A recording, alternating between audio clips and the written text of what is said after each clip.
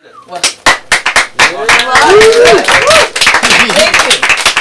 Don't you understand that people just say Sunda all day? I just don't respond. Isn't that crazy? After a point, you don't respond. A lot of you guys might not know me. My name is Sunda. For the Jews in the house, my Hebrew name is Schwarzer. All right, just trying to see who's supposed to be at Shabbos dinner and didn't make it.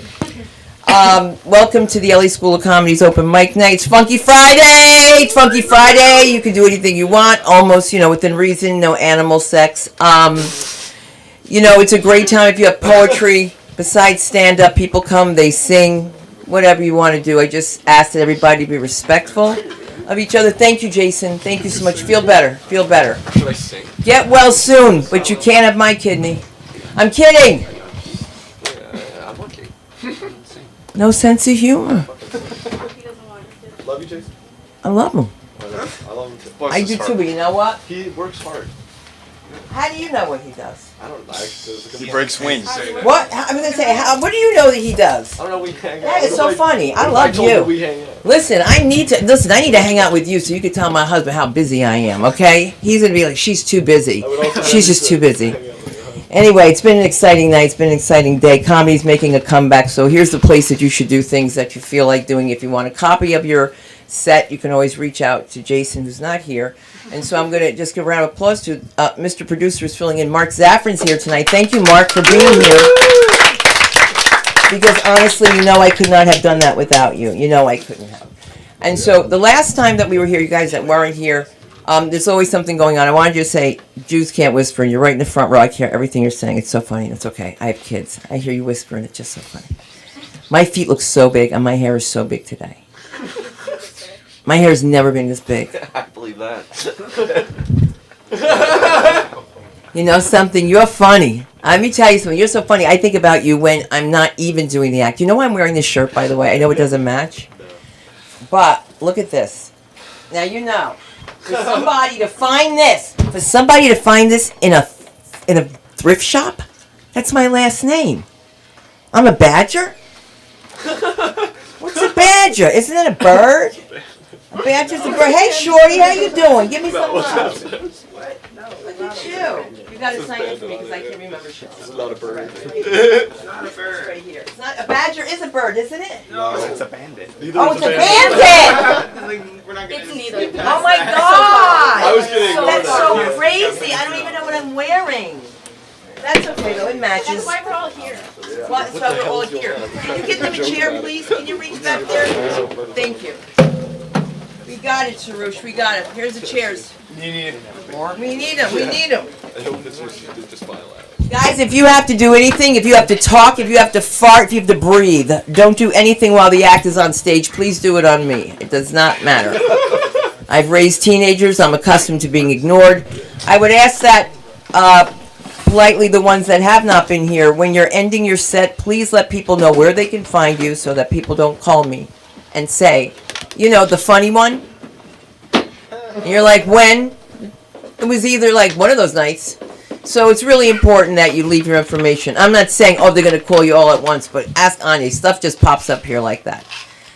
If you're thinking about doing a podcast, this is the place to do it, but we'll talk about that later because I like to get the show on the road because I have night fever. All right? I'm ready to get this night going, all right? Which means I'm going to start with the comedy of the only man that is able to bring comedy to this table. Let's give up the one and only Will Cable!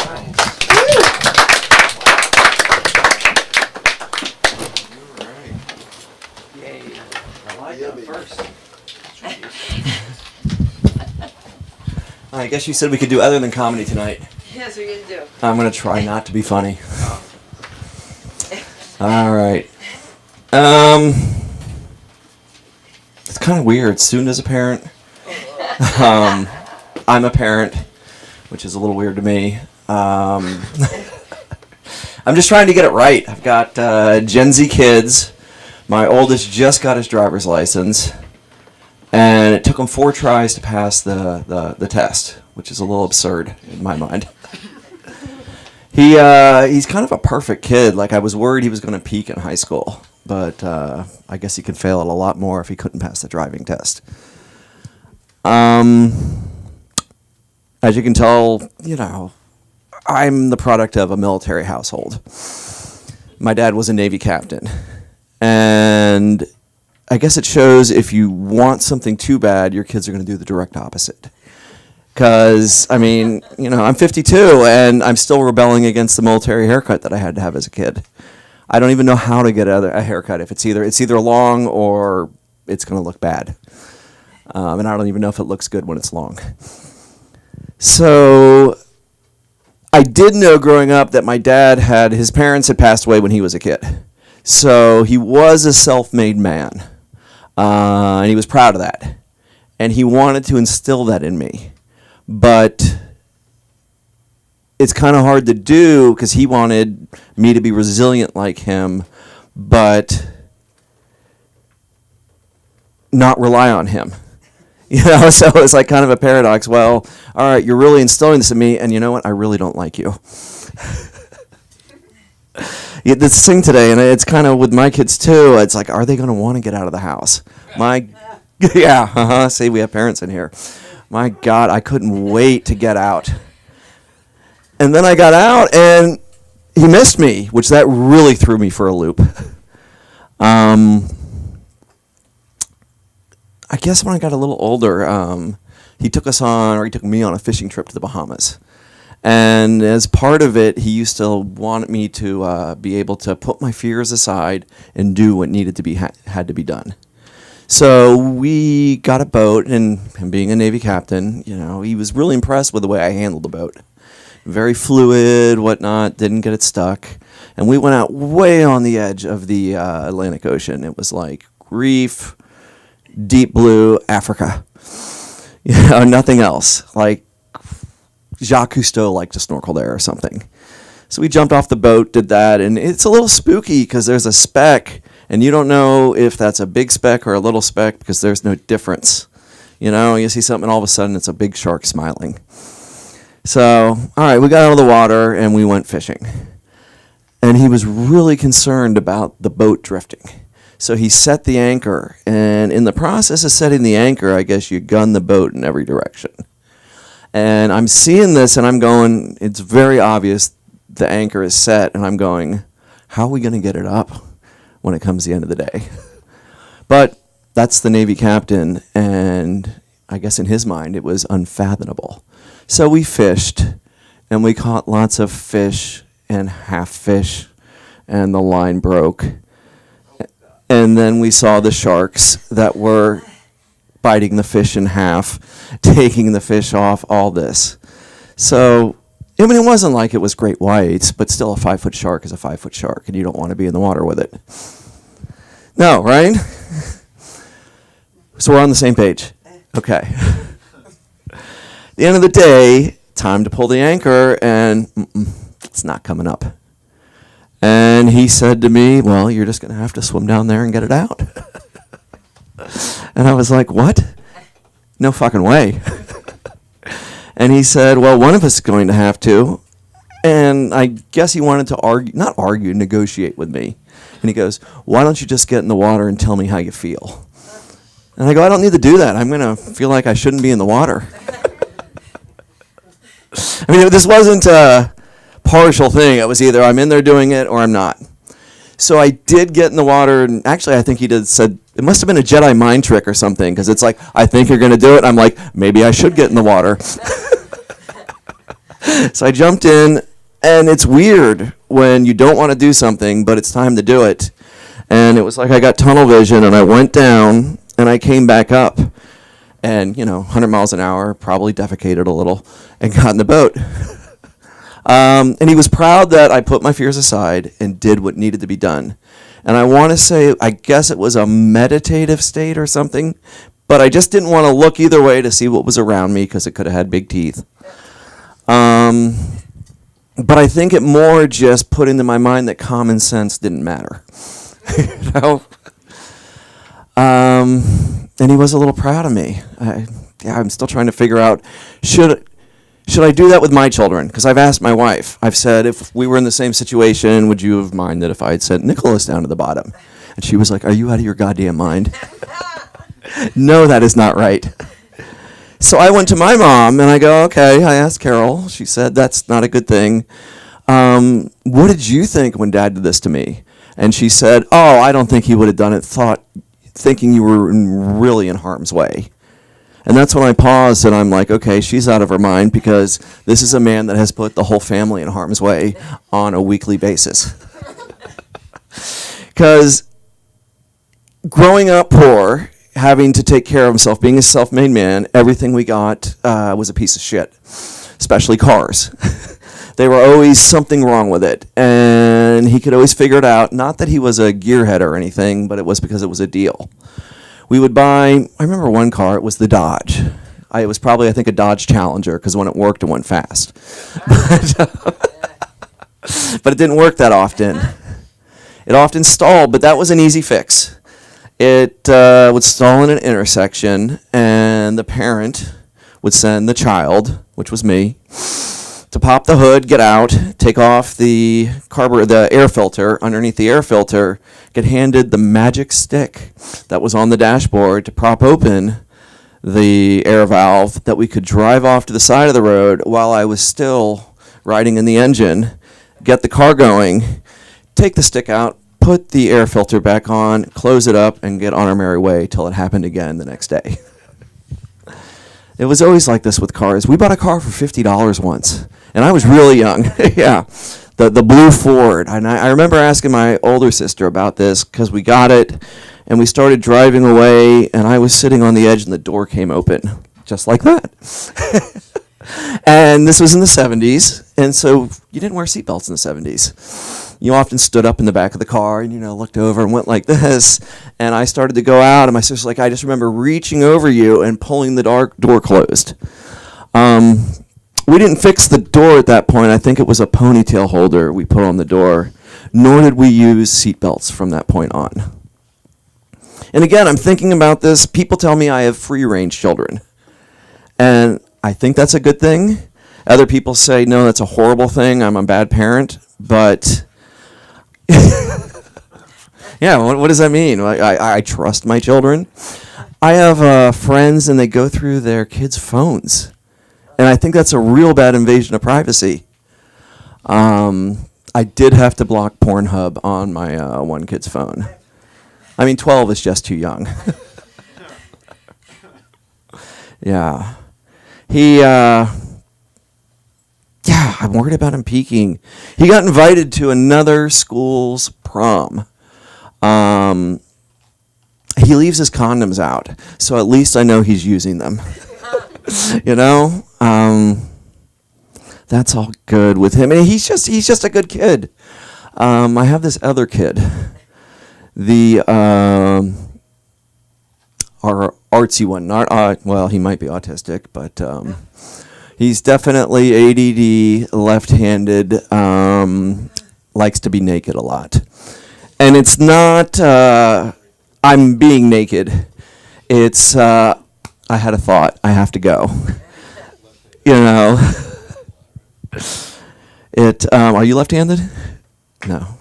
All right, then I'm up here. Shh. I told you I wasn't going to be funny. All right. You're always funny. I know. I'm trying to think. I got the light. Was that my last light? Oh, my God. Will Cable at willcable.com. I've been having too much fun. Yeah, bring your kids in. God damn it. We're going to bring your kids in next time. I and know. See what they say about you. No, I need to talk to you. Moranzio wants me to. Oh, he does? Yes. I love Moranzio. Is he on SNL again? No. Oh, he's so funny, though. Yeah. He's so funny. I should have made a notation, by the way, that when the light comes on, you've got 2 minutes, and the light's over here to the right. And when it's red, that means you're done. And I say we're going to have respect for the next person on stage because she's not here just posing. We've got the comedy of a female. Give it up for Abby Rosen, ladies and gentlemen. Oh, it's perfect height. We're the same height. That's so cute. I was really scared I was going to get up here and have to try and adjust the microphone and really fail bad because it's my first time doing this and I'm a little nervous. So I could be up here for 3 minutes. We could be up here for 30 minutes and not see the light. We'll see how it goes. And I'll also have to pull this bad boy up. But hi, my name is Abby, and I just recently got this haircut, so my friends are forcing me to stand up here for 10 minutes while you guys laugh at it. I know I look like Edna Mode. It's okay. You guys can laugh about it. I just thought I needed like more attention in my life, so I got this haircut. But now that the attention from the haircut has worn off, I'm up here doing comedy in front of a bunch of middle-aged men. So this feels good. Thank you. But I'm inspired to do comedy from my father, my very lovely, lovely father, who moved from Ohio to California to become a rock star. And then he became a comedian, and now he sells used military parts off of eBay, and also walks dogs in the Presidio of San Francisco. So I'm hoping to follow right in his footsteps. I'm hoping to get there one day. I'm really big into dogs. But he's a wonderful man. I love him very much. Another fun fact about me, I love kids. Not in a weird way like how Dan Schneider loves kids, but I love kids. Speaking of him, let's talk about Quiet on Set. Who saw it? You got anyone?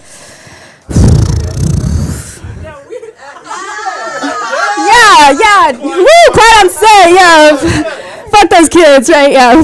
But it really fucked me up bad. Like I really spiraled. It really took me to a dark place because of course my whole childhood is completely destroyed in front of me.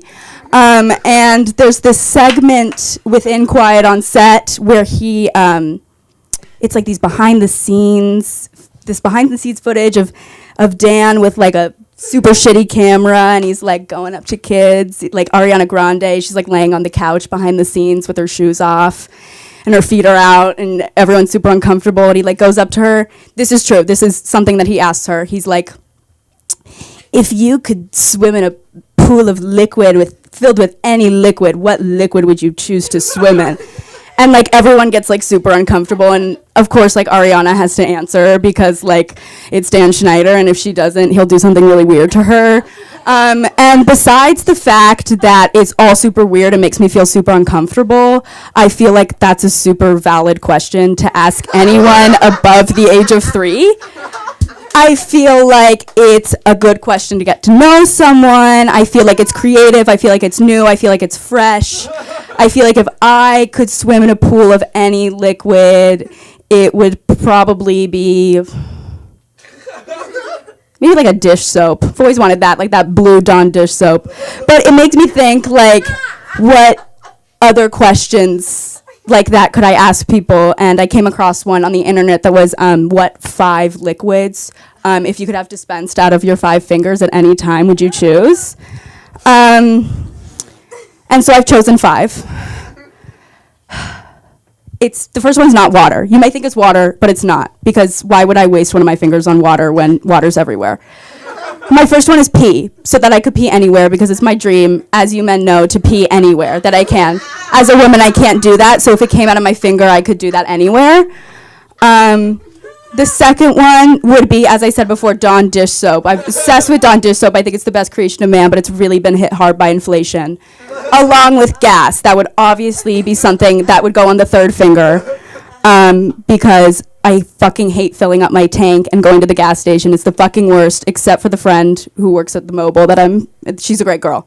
And she gives me free yerba mates, but we won't talk about that tonight. Anyways, as I said before, I'm a nanny, and I'm a nanny because I'm committed to filling the prophecy of the kicker from that guy, that kicker who was like, oh, women should be homemakers and like only have babies. Yeah, I agree. I'm fulfilling that prophecy. I love being a nanny. It's fucking awesome. It's the best paying job in LA, and it's the only thing that women can do that men can't.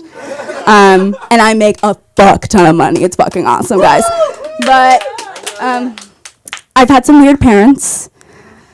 I've had some weird ones. The parents these days are not like, the parents we had. I had one family who wanted me to ask for their child's consent every time I touched it.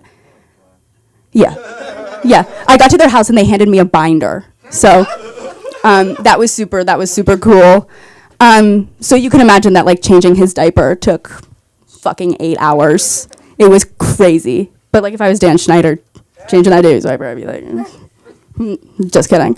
Anyways, that's kind of all I have. I'm kind of done up here. I had a great time. Thank you for listening to me do this for the first time. My name is Abby. Find me on Instagram at Abby J. Rosen.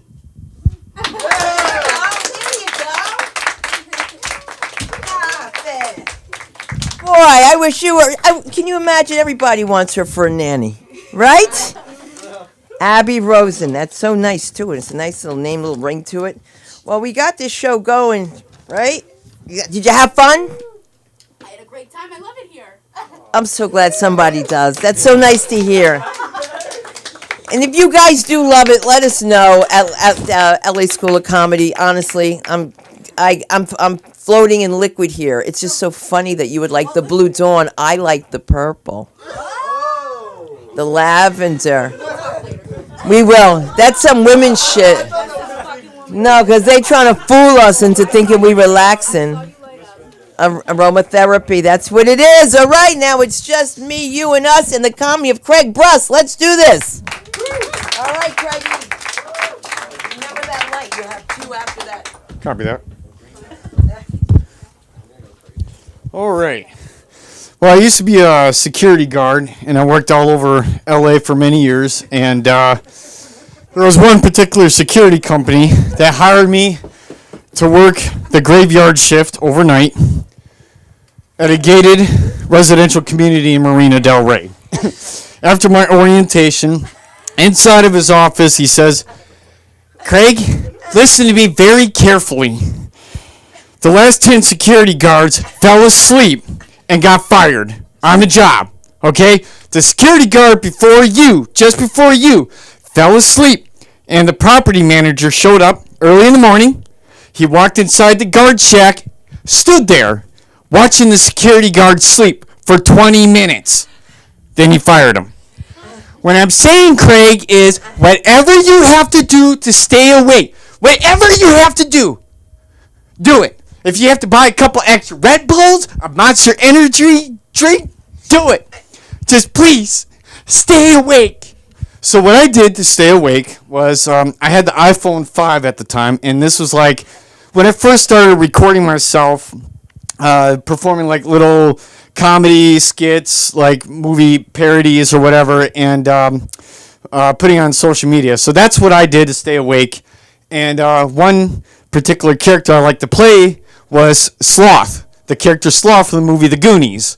The movie The Goonies came out in the mid-1980s. It's about a group of kids who call themselves the Goonies. They came across this ancient treasure map, so they go on this search for this legendary pirate ship that's supposed to have all these treasures on it. Sloth is this over 6 feet tall, slow-witted, monstrous, hideous-looking man, but he's got a big heart.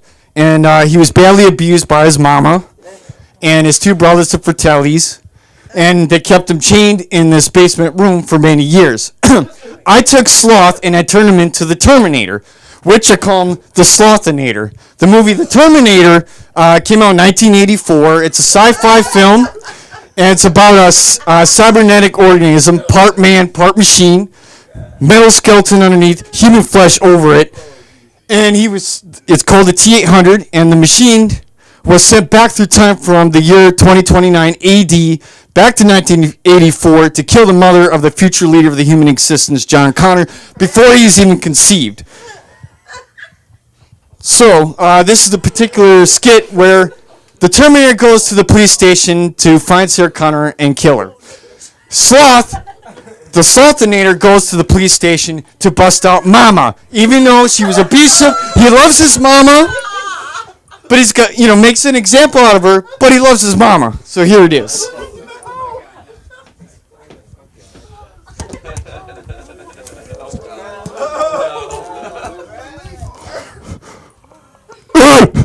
I'm looking for Mama. I'm still to my soupies. No, you can't. She's making a statement. Where is she? She's in the back. Look, It'll be a while, but if you want to wait, there's a bench and you can have a seat over there.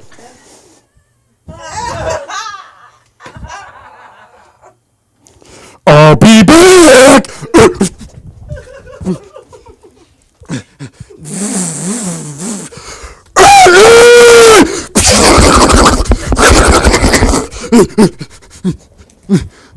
Mama!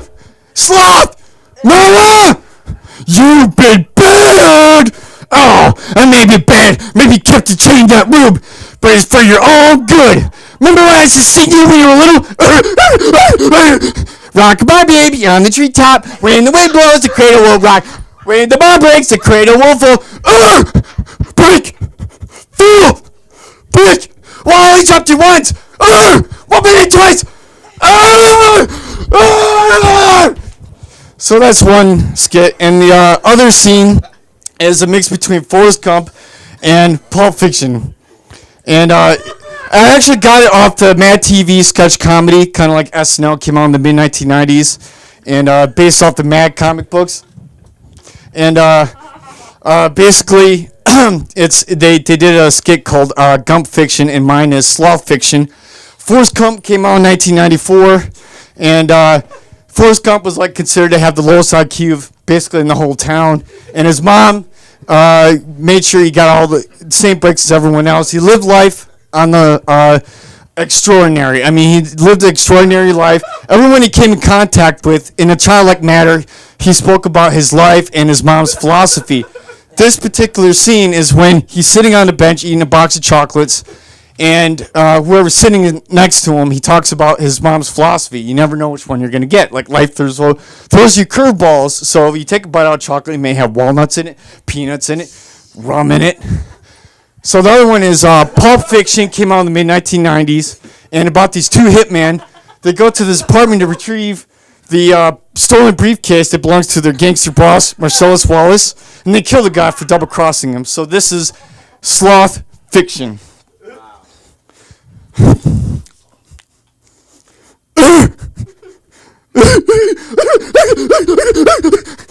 Mom always said, life is like a box of chocolates. You don't know which one you gotta get. You want a chocolate? Excuse me, sir, I asked you a question. Look, I'm diabetic, okay? I don't want your damn chocolates. What are you, stupid or something? Mom always said, stupid is as stupid does.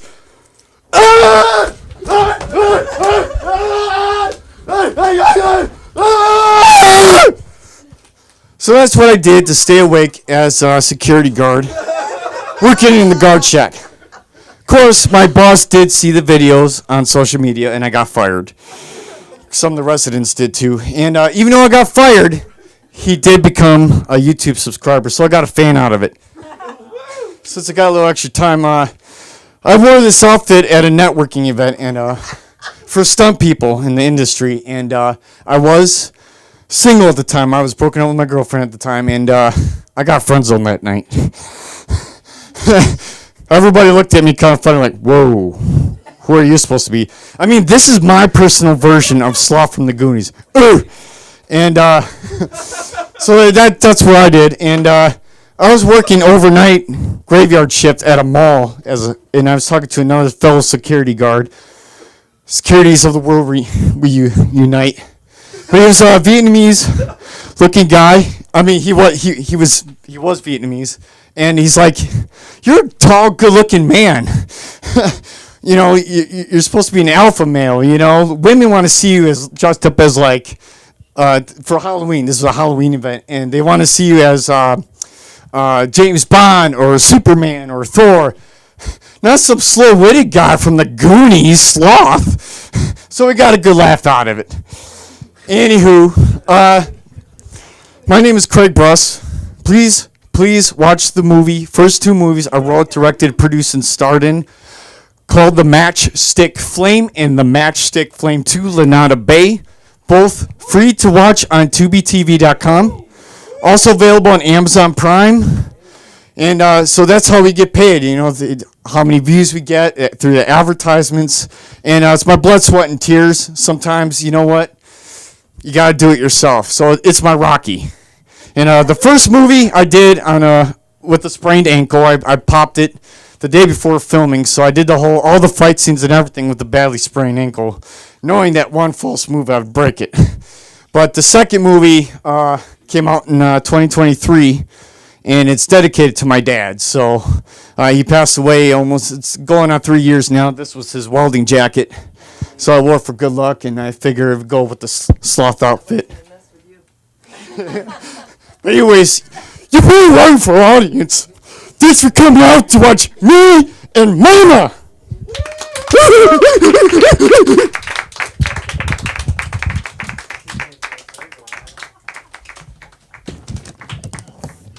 It says ATEM software controls coming up on the screen. I know. So what do we do? I'm going to try to fix it. Just close it out, she said. Just close out the ATEM. It won't? Now what does it look like? How does it look now, Susan? It's still up there.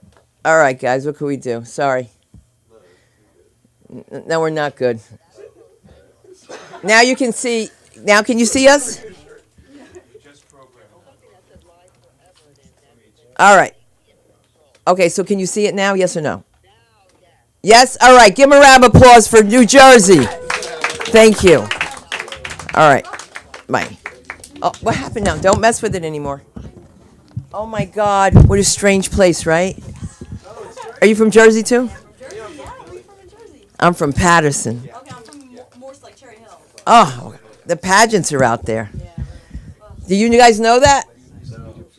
You guys wouldn't know that, right? It's a pageant thing. You wouldn't understand. You got to go there. If you men think it's hard to perform, go up there half naked and try to lose and pray that your falsie doesn't fall out. What's a falsie? I don't know, but we're going to keep this going with Eddie Redmond. Let's do this, Eddie. Come on. Showtime.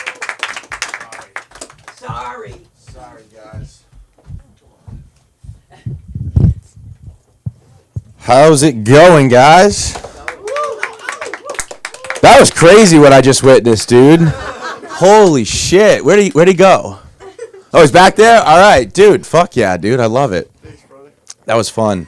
Sloth is, The Goonies, definitely a topical movie there, but that's one of my favorite movies, man. I love that shit. Anyways, how we doing, guys?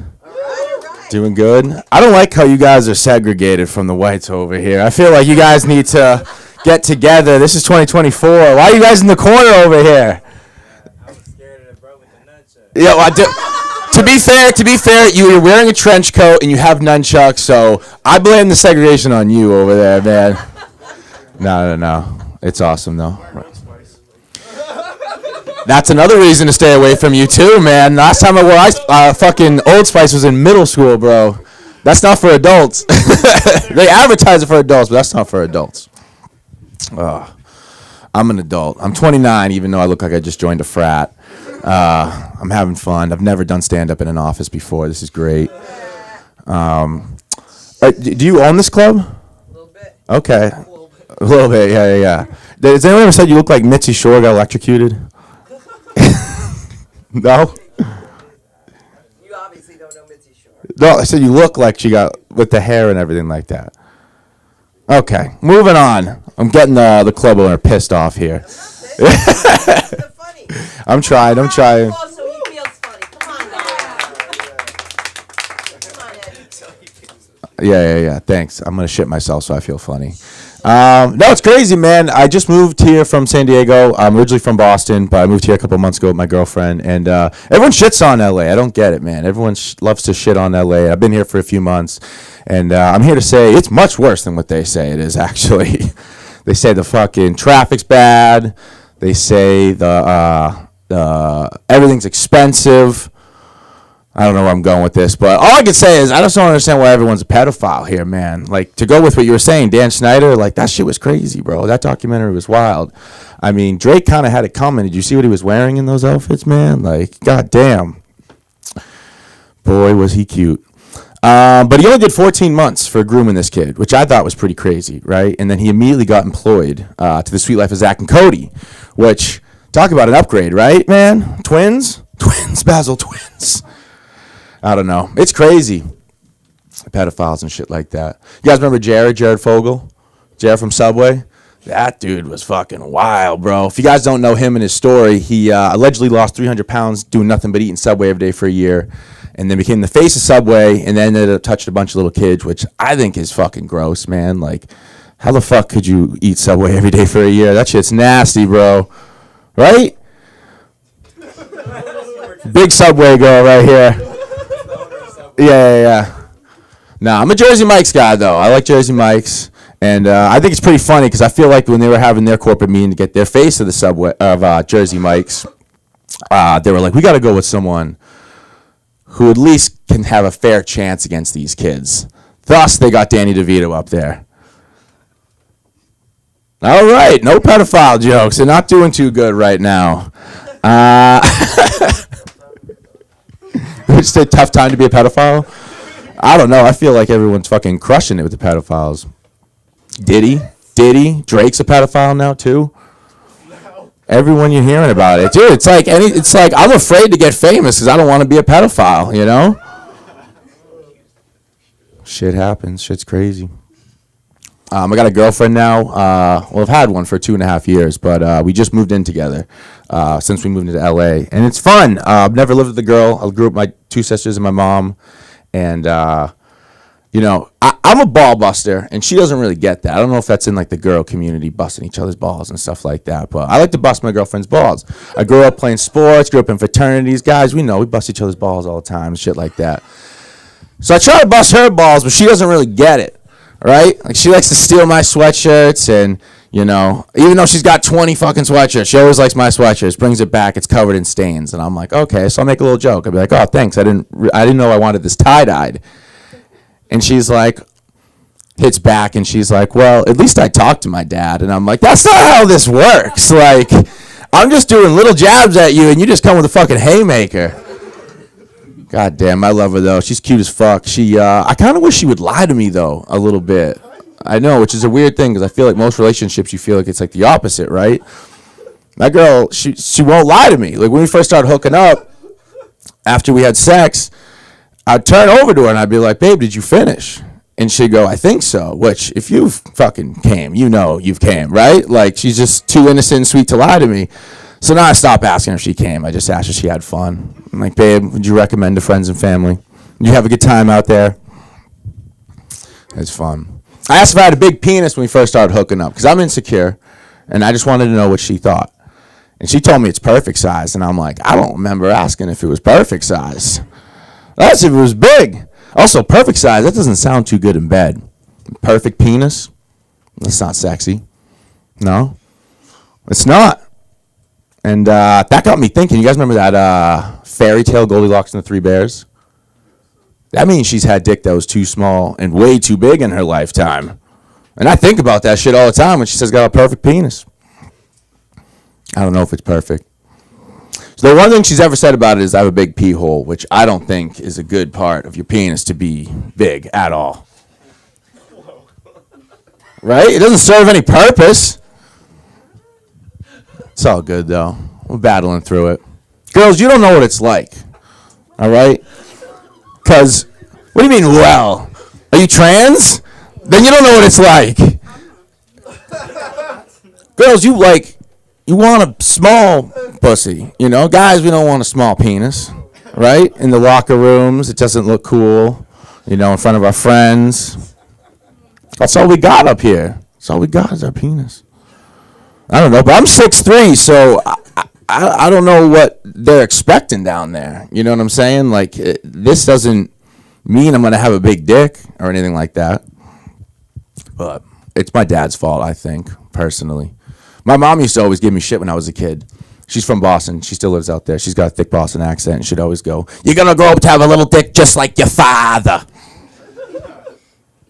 I'm like, Mom, why are you bringing my dick into this? I'm 7 years old. What the hell? And so I got paranoid as fuck, man. Because I'm like, in my head, I'm like, it's not that big. I mean, it's not that small. Don't worry, it's gonna get bigger. And then my dick's like, no, we're perfect. Don't worry. And then my dad's like, no, it's not going to get any bigger. Trust me. I gave you that dick. Oh, penis talk, pedophiles. You guys are loving my set. This is awesome, dude. I'm crushing up here. You guys excited for the aliens? Aliens are coming, man. I told my girl I get two hall passes in this world. If I can somehow score Margot Robbie consensually, I'm getting that. Or if there's aliens. Right? You gotta try it. Aliens? Fuck yeah, man. I feel like I go up to an alien, start spitting game. You're like, yo, baby, why don't you come back to my place? And she's like, I have a boyfriend. I'm like, well, where the fuck's he at? Because I don't see him. I don't know. Alien pussy? That shit's got to be out of this world or something, dog. Come on. I don't even know what color it would be. Blue? Maybe? I don't know. They're having fun. You guys are loving my set. I feel like I should just start doing fucking impressions over here or something. I got a couple impressions. One's a pedophile, but he's a predominant pedophile. He's the only pedophile that I think in my life has ever gotten away with it successfully. And he is he's not a real person. He's a cartoon character from Family Guy. Chris. Oh, my mouth's too dry. Get your fat ass back heels. Well, I got some popsicles in the basement for you. Only guy, in my opinion, to get away with it. And then we got Cleveland Brown. Oh, Quagmire, that's nasty. Hey, and that's not black voice either. That's a... I'm not doing black voice. I had it and I dropped the ball. Yeah. I almost had him on the win. I'm going to get off the stage before everyone fucking kills me. But thank you guys so much. My name's Eddie Weedman. Probably in the police reports. No, Instagram, Eddie Weedman _. There you go. You have fun? I did. I had a great time. You know, it's so funny because you were talking about movies, and I don't know movies, but doesn't he look like the guy from Mask? The son? With Cher? I don't know his name. All right. Hey, okay, let's do this thing. Hey, okay, let's bring up Anye. Come on, ladies and gentlemen, give it up for the one and only. Be quiet when you walk in on this set. That was dope. Man, what a night, guys. Really, we're putting the C in comedy. I'm supposed to be working on new stuff. I got a show tomorrow. Tomorrow we're at the Comedy Chateau at 7:30. Don't worry, no important playoff games, so you can pull up. Otherwise, I wouldn't be there. Swear, basketball's more important at this point. I don't know why. Have y'all seen people getting those those knee surgeries, like to get taller? And they're comparing it to it's like the male BBL. You know, it's like dudes can just go get new knees. I was like, that's crazy. Like if you're 5'10", like you can for sure be like 6'2". Like we can make that happen. You feel me? Yeah, true shit. And I was really like interested when I heard about it. I ain't gonna lie, like when you're under 6 foot, it's just like a stain on your record you can never get off, bro. Like it's just like no matter what you do in life, it's like somebody just reminds you, like somebody taller just walk by, you're like, damn. I don't know, it's weird. But I was looking into it. That shit look hard, bro. Like you get like a knee surgery and it's like basically like the surgery, they put some shit like in your leg to like extend the bone, and as it heals extended. Sounds very painful. Yeah, they gotta break your legs to make you taller, and then when you grow to your new height, you can't even hoop. So why would you do it? You feel me? Like why would you? You can't even take advantage of the height, bro. You just gotta be a tall nigga at T-Mobile. Like you can't even. The fuck? I was so pissed when I was reading the whole information, and they was like, "Oh, you can't hoop." I'm like, I can't run, nigga. I'm tall and unathletic. Like what the fuck? I'm gonna just stay at this height. Like, it ain't that bad. Like 5'10", I'm cool. I get mine. You feel me? I ain't weak, but I ain't the best hooper. Okay, but I'm gonna get mine. You feel me? I'm not gonna. I ain't selling. You feel me? I'm doing my little piece, my little 1-2. Shout out to me sometimes. Bro, like birthdays. My transitions are so shit. Like, I should be just changing topics. I'll be like, speaking of white women, like, nigga, what are you talking about? I don't know. But bro, birthdays, I'm at the age where, like, birthdays, I don't be getting as excited anymore. And I'm not crazy old either. Like, I'm only 42, bro. Like, it's not that bad. But I lied. I don't know. I thought I was gonna clap out like, you look good for 42. Like, I don't know. I'm fishing for compliments, bro. It's tough out here. But I don't know. I feel like I'm at the age where, like, when I tell people my age, they're less accomplished by the shit I've done. You feel me? Like, I don't know. Think about it. Like, if you like, oh, I walked to the store today, and he's like, oh, okay, whatever. But if like you was like, oh, you're my 3-year-old walked to the store, and like, oh my god, that's so impressive. Like, she paid for her groceries. Like, wow, she did such a good job. Like, you gotta think about it. Like, at my age, I feel like people are like, no matter what I do, they like rank it on like the amount of time it would have taken them to do it. Like, oh, I could have done that in that time. Like, it's, I don't know.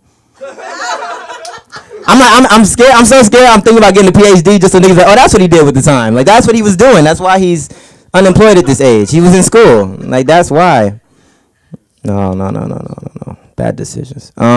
Did you guys hear that J-Lo and Ben Affleck broke up? Yes, we just saw it. I don't care. I'm sorry. I knew you guys were talking about it. I was fishing. I'm sorry. I don't care. I'm sorry. I should. Why should I care? I really want to know. Like, why? Like, on and off for years. Wow. You know, me and some girl were on and off for years and nobody cared but me and her. Like, why do I care about them? Sorry. She left A-Rod for him? Yeah, my girl left some dude at Burger King for me. We both was moving up. They was both making good decisions for the moment. But this is a crazy story. I'll be like just sometimes dropping news up here. I don't even be having like real thoughts to say up here. Actually, I want to say this real quick. Every time I see a girl's love language is gift giving, I'm always thankful that Santa is already married. Because I feel like the ladies would love him. Like, that's it. That's all he do is gift giving. You feel me? Like, he would be getting so many girls on Hinge. But Mrs. Claus is holding you down, bro. Don't switch up now, but she been with you. You feel me? I know, in case he watching, you know, like, don't cheat on your girl, bro. Like, y'all been holding it down all these years. Like, inspirational love. Mrs. Claus, nigga? Damn. Fuck, man. Fuck A-Rod. I don't know. I don't even watch baseball for real. Some 7-year-old, she got her dad jumped. Not intentionally. All right, let's talk about it. So she was like the school bully, right? And so she bullying girls and shit. Yeah, she was bullying girls. And then they kept telling her, like, hey, stop bullying kids, bro. The parents would come talk to her, like, bro, stop bullying my kid. Like, and the girls was, like, bad as hell. She's like, nah, fuck, I'm going to keep bullying these kids. They had an intervention, parent to parent, like, telling her, like, yo, your kid is a menace, bro. Like, stop bullying these kids. Kid keep bullying. So the dads linked up, like, 4 or 5 deep. And when he came to pick up his daughter, the bully, the menace, they jumped him. He got jumped. And then, like, he was like, the dude who was part of the jumping did a video explaining. He's like, now, like, whenever your child is bullying, like, you can tell her, like, don't do it, otherwise I get beat up. I was like, the message is lost here. I think like, imagine you try to discipline your child. It's like, oh, daddy, I know who to call to beat you up. Like, what? I can't even discipline my child no more. Like, she done seen me down bad. Like, anything I say isn't worth anything. Like, I don't know. But then again, I be anxious about weird shit. I don't know. Personally, I'm always nervous. Like, let's say I'm getting out the car and I'm about to go to the mall, and I'm like, oh shit, my hands are a little ashy, but I'm like already out the car, so the lotion is kind of a ways away. I always go back because I don't want to walk into the store on a day where they're like trying to give out an award for like the ashiest hands on a Tuesday, and then like they see my ashy ass walking, like, oh, you win, and they take a picture and they post it up in the mall, and then every day you go to the mall, you see that Anya had the ashiest hands on Tuesday. That's a fear that I have. I don't know. I've never seen anyone win that award, but I don't want it. I don't want the award. I have weird thoughts, bro. I'm sorry, y'all. I just be saying shit for real. Damn, that's not even funny no more. But remember, everyone saying no Diddy. Like, we cannot say that shit no more. That nigga's wilding, bro. He was doing all type of terrible shit. No, look it up, bro. This is just news now. It's fucking up, bro. But I can't see. I know, bro was talking about he don't. Where bro at? Cause he said he don't want to get famous. He don't want to turn into a pedophile. That's crazy. That's crazy vocabulary. You shouldn't say that anymore, bro. Don't say that. But personally, I have a deep understanding of myself to know that money will change me. I don't know, like my friends, we were in a group chat, like the homie got a job and we were all excited. He called the group chat hella excited, like, oh, we're all doing so great. We're doing great in life. Like, I'm so happy because I know money is not going to change us. And I had to leave the group chat because I knew in that moment, I'm like, I know me. I've already seen money change me in small amounts. You feel me? I've seen it already work before. You know, like throughout the week, I'll be eating mad regular, like Oreos, bagels, cookies, cereal, sufficing, full, no complaints. I'm enjoying it. Top ramen on the side, put a little, a little something in it. It's cool though. I ain't complaining. But then let that check hit my account, bro. My whole fucking diet changes, bro. I be at the restaurant ordering shit I ain't never ordered before, bro. I be in that bitch like, give me the filet nigga nine. Niggas like, who the fuck order the filet nigga nine? The fuck? And I be ordering loud and proud too, but I thought they was on them because I didn't know the shit came with a quiz. Niggas talking like, how do you want it done, sir? Like, how do I want it? Do it excellent. I don't know. Do it well, the best way. I don't know what you wanted to do it. Do it the way you're supposed to do it. I have the money. You have the food. Cook it. I came to spend my money. Thank you for the light. We have 2 minutes of this left. Damn, bro. I really should get a set together for tomorrow, bro. I just have a bunch of like chaotic thoughts, and that's just kind of how we just do things and these days. Oh, this is kind of funny. I didn't even look at it. That was in my head. We'll close on this, so we'll see how it goes. I'm a substitute teacher, right? I be fake teaching. I'm like a teacher, but not really sub. And I was subbing for this PE class, and I always have this like deep fear of being canceled as well. Like I never want to get canceled. Like to the point where I already have my canceled video, like where you upload the video, you crying, like I'm so sorry for doing, and I have a blank, like waiting for me to do something that I need to get canceled for. Big fear. But I was teaching my class, and I was trying to like split them up because they was trying to play this like group volleyball game, and I was like, all right, cool. And like, oh, you gonna do guys versus girls? You gonna do guys versus girls? Like, all right, bet, cool. Like the girls actually hella good at volleyball, so I'm like, bet we can do this. This gonna be fair. So I'm separating them. Like, all right, I want all the guys over here, I want all the girls over here, and I'm pointing everybody like over here, over there. And then one of the students comes up to me and says, hey, Mr. Anye, I need to talk to you. And I was like, whoa, like the tone was crazy for like a sixth grader. Like it was intense. I thought I was in trouble, which I was. They said, I see how you're splitting up the groups, and you put me over here, and you said with the guys, I actually don't identify as that. I'm a they them. That's how I would like to be identified. And I was like, oh, my apologies. I definitely didn't mean to hurt your feelings, and me, I would never want to do that to you or anyone in this class, make you feel like you're, not as important as everybody else. But y'all can go over there. Like, I don't know. I just know, is y'all okay? It's okay to say y'all. I don't know if that's fair. They, them, y'all. They need to add y'all for the black peoples. We want to be involved. Thank y'all for the time. I'm Anye West. It's ONYEWST. We got a show tomorrow. I do need people to pull up, so if you free, like, pull up. But I'm sure people gonna pull up. Niggas gonna be RSVPing for real, so we'll figure it out. I have to see him. He's really great. You are all great. Don't get me wrong. And everybody's nice, but not as nice as the one and only Alan Weiss. Okay, let's do this. Come on, Alan. Yeah, it's over. I know. That's all I did. It's a rhyme. Hello. Hello there. We have some pedophiles. We have some other stuff. Okay, well, I'm an accountant. I don't want to shock you, but that's what I am. I'm a CPA, CFA, charter member. Whew, way too educated. And yet I'm still doing this. Weird. So I like bad investment advice. I feel like my investment broker gives me bad advice. He's like, just the economy's going to go crash. It's going to crash. Just keep everything in cash. And then it goes up 20%. So I do everything the opposite of him. I still don't make any money, but at least I'm a rebel. And the sad part is the investment banker is me. So I'm just following my own bad advice. Okay. I'm going to try a bunch of new stuff. Sorry, I'm not going to do any. Well, I do have a I'll do one joke for you since you like pedophiles. Anyway, my therapist said I needed to. My therapist said I needed to be more social, so I went to. I went to a brunch, and they told me to bring the fluffiest pita I could find. And so I was like in the Whole Foods filling up all the pita, and I was like, well, this one feels kind of rough. This one feels kind of soft. Oh yeah, this one feels just right. And I was sitting there thinking, if someone sees me, they're gonna think I'm a pedophile. So next time, I'm bringing a baguette. That's one bread you don't have to feel up to buy in public. Okay. People, what the hell? I can't read in my hand right, and I need to learn to write better. So let's see here. Bad investment mind did that one. Have you ever been walking? I like to walk, and then you walk, and then there's a person in front of you, and then you're going the same place, and you keep walking, and they're kind of looking back, thinking that you're following them, and then you end up into the same Starbucks, and then you just turn around and leave. And he's like, just messing with you. I don't drink coffee.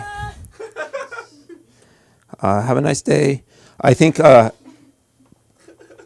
people should have Best Buy stickers. Like they should have stickers on themselves that tell me. Oh, I should probably preface that I'm autistic. That tell me how you're feeling or thinking, so then I can like actually communicate with you better. Like girls I date, like buy me dinner and drinks or something. That'd be helpful. Like my boss, don't tell me that you're committing fraud, or just all sorts of things. I think that'd be really helpful. I babysitted my niece. I did. She's 1.5. The first time my sister trusted me. I did not kill her. She's still alive. She cried before I left. To her mom, she was crying for like ever, and she's like, "Mom, don't leave." She can't speak, but she was crying, and I was looking at her, going like, this is this is not going to work. She's going to leave you because you're crying. I said, you should stop crying and look cute, and then she might stay. So then her mom leaves, my sister, and then they give me my niece, and she cries for 1 minute, well, not 1 minute, she cries for 3 seconds, and then she's like, whatever. Let's go play with Elmo. And I was like, damn. I'm like, that's easy. I don't have to do anything. I just fed her. And then she just puts food in her mouth. She just keeps putting food in her mouth. She's just like 400 berries in her mouth. She's like, you're like all puffy. And I'm like, chew. And she's like, I'm like, man, you're sarcastic and you're only 1.5? Damn. You're gonna be hilarious when you get older. She's Jewish, I know. Okay.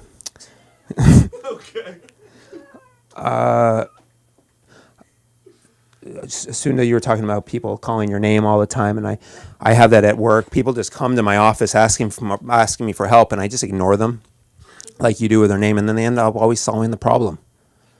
It's Manager 101.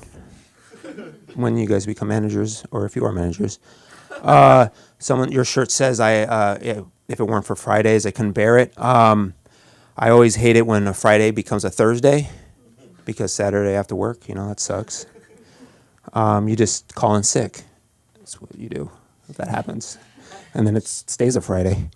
I was at a comedy show, and my parents came, and they said it sucked. Not me. They said the show in general sucked. And my dad said, don't ever do that again. Don't do these shows again. I was like, these are the only shows I can't, like, what, you think the Laugh Factory is just knocking on my door? Hey, we need you to show up. I'm like, this is called a bringer. Like, what do you expect? So now I just don't do comedy. I just do the LA School of Comedy and don't invite my parents. What else do we have that we want to work on? My brother's dog. My brother has a dog. It's a Wheaton Terrier. It's very cute. And when he walks it, girls will cross highways to come over and pet it. It's unbelievable. I've seen it. I've witnessed a few times. So I decided, if this is happening for him and his dog, and he's married, so I'm like, shoot, he doesn't need that attention. So I took the dog and started walking it. and nothing happened. I didn't get anybody crossing any highways or anything, so it's sad. I was like, be cuter. Yeah. What else? That's a bunch of random news stuff. Okay. Let's see. Okay, let's see if I have anything else. Oh, everybody in LA now is saying that they're autistic. It's the new cool. It's the new cool. It used to be that you would say you're an actor, but weren't. Now you just say you're autistic and you're not. I am autistic. I got tested. I took the test. It was a really hard test. It was extremely hard. I passed with flying colors. There was they told me, they asked me, do you like crayons? Do you like blocks? I'm like, can I have the adult test? They're like, do you like crayons? Do you like blocks? I'm like, yes. They're like, you're autistic. I was like, oh, that was easy. Yeah, so people, like, I always ask me what it's like for me to be autistic. So for me, everybody's different on the spectrum. So there's some people who can't do touch. I don't like to be touched, but there's like a lot of different things.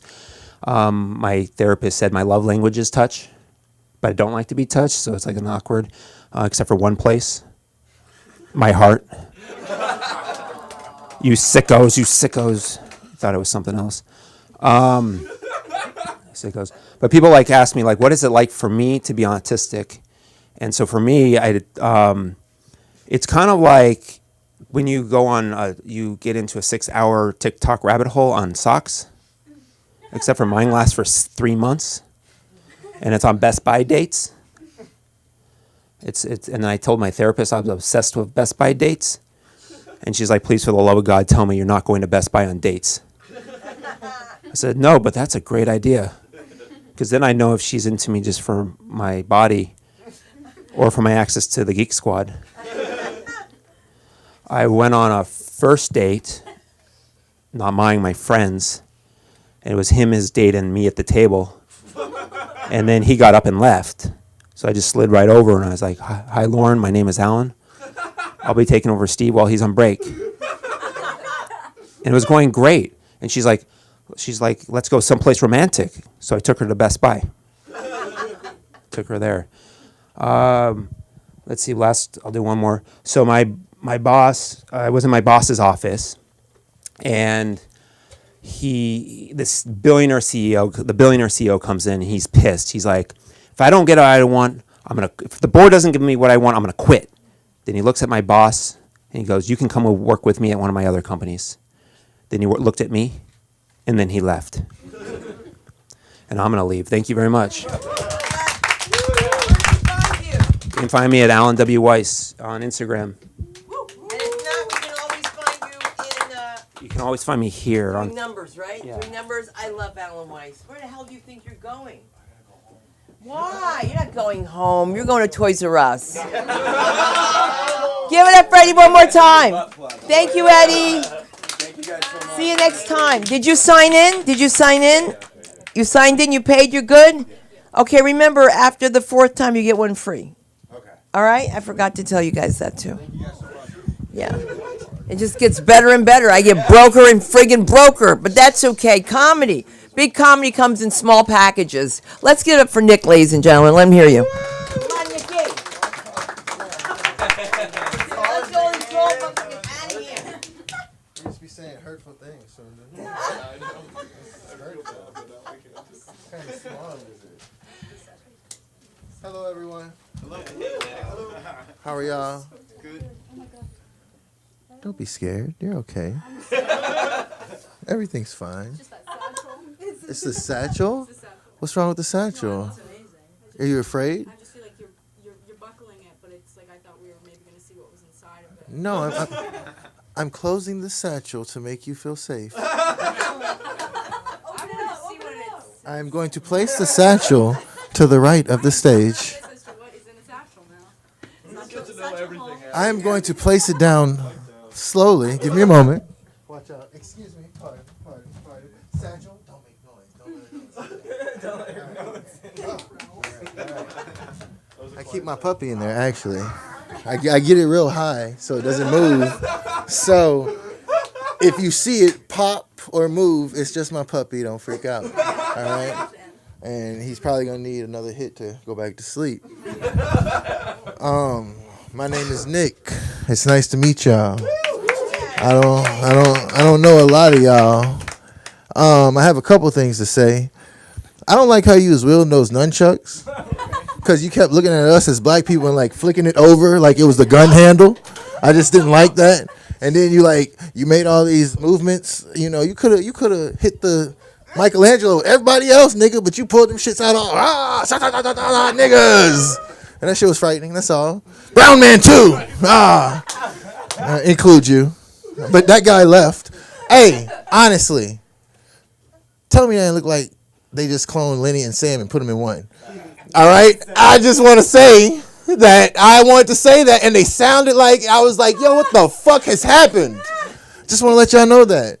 So, and then they got like 3 of them with the same hair. I was like, we got boys and girls in here with Sam's hair today. It's nice.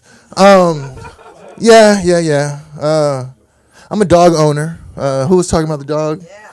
This young man, Mr. Weiss. Yes.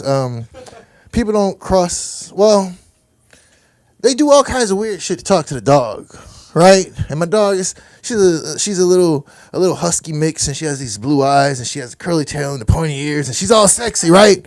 And I thought it was just me, but my friend recently came visit me with the Pismo, and we were walking and talking and sitting, and people would come and talk to the dog, but like in a manner to have a conversation, like, oh, hello, hi, how are you? Good afternoon. Oh, you're so cute. Oh, you're so cute. Is a big man nice to you? Is he?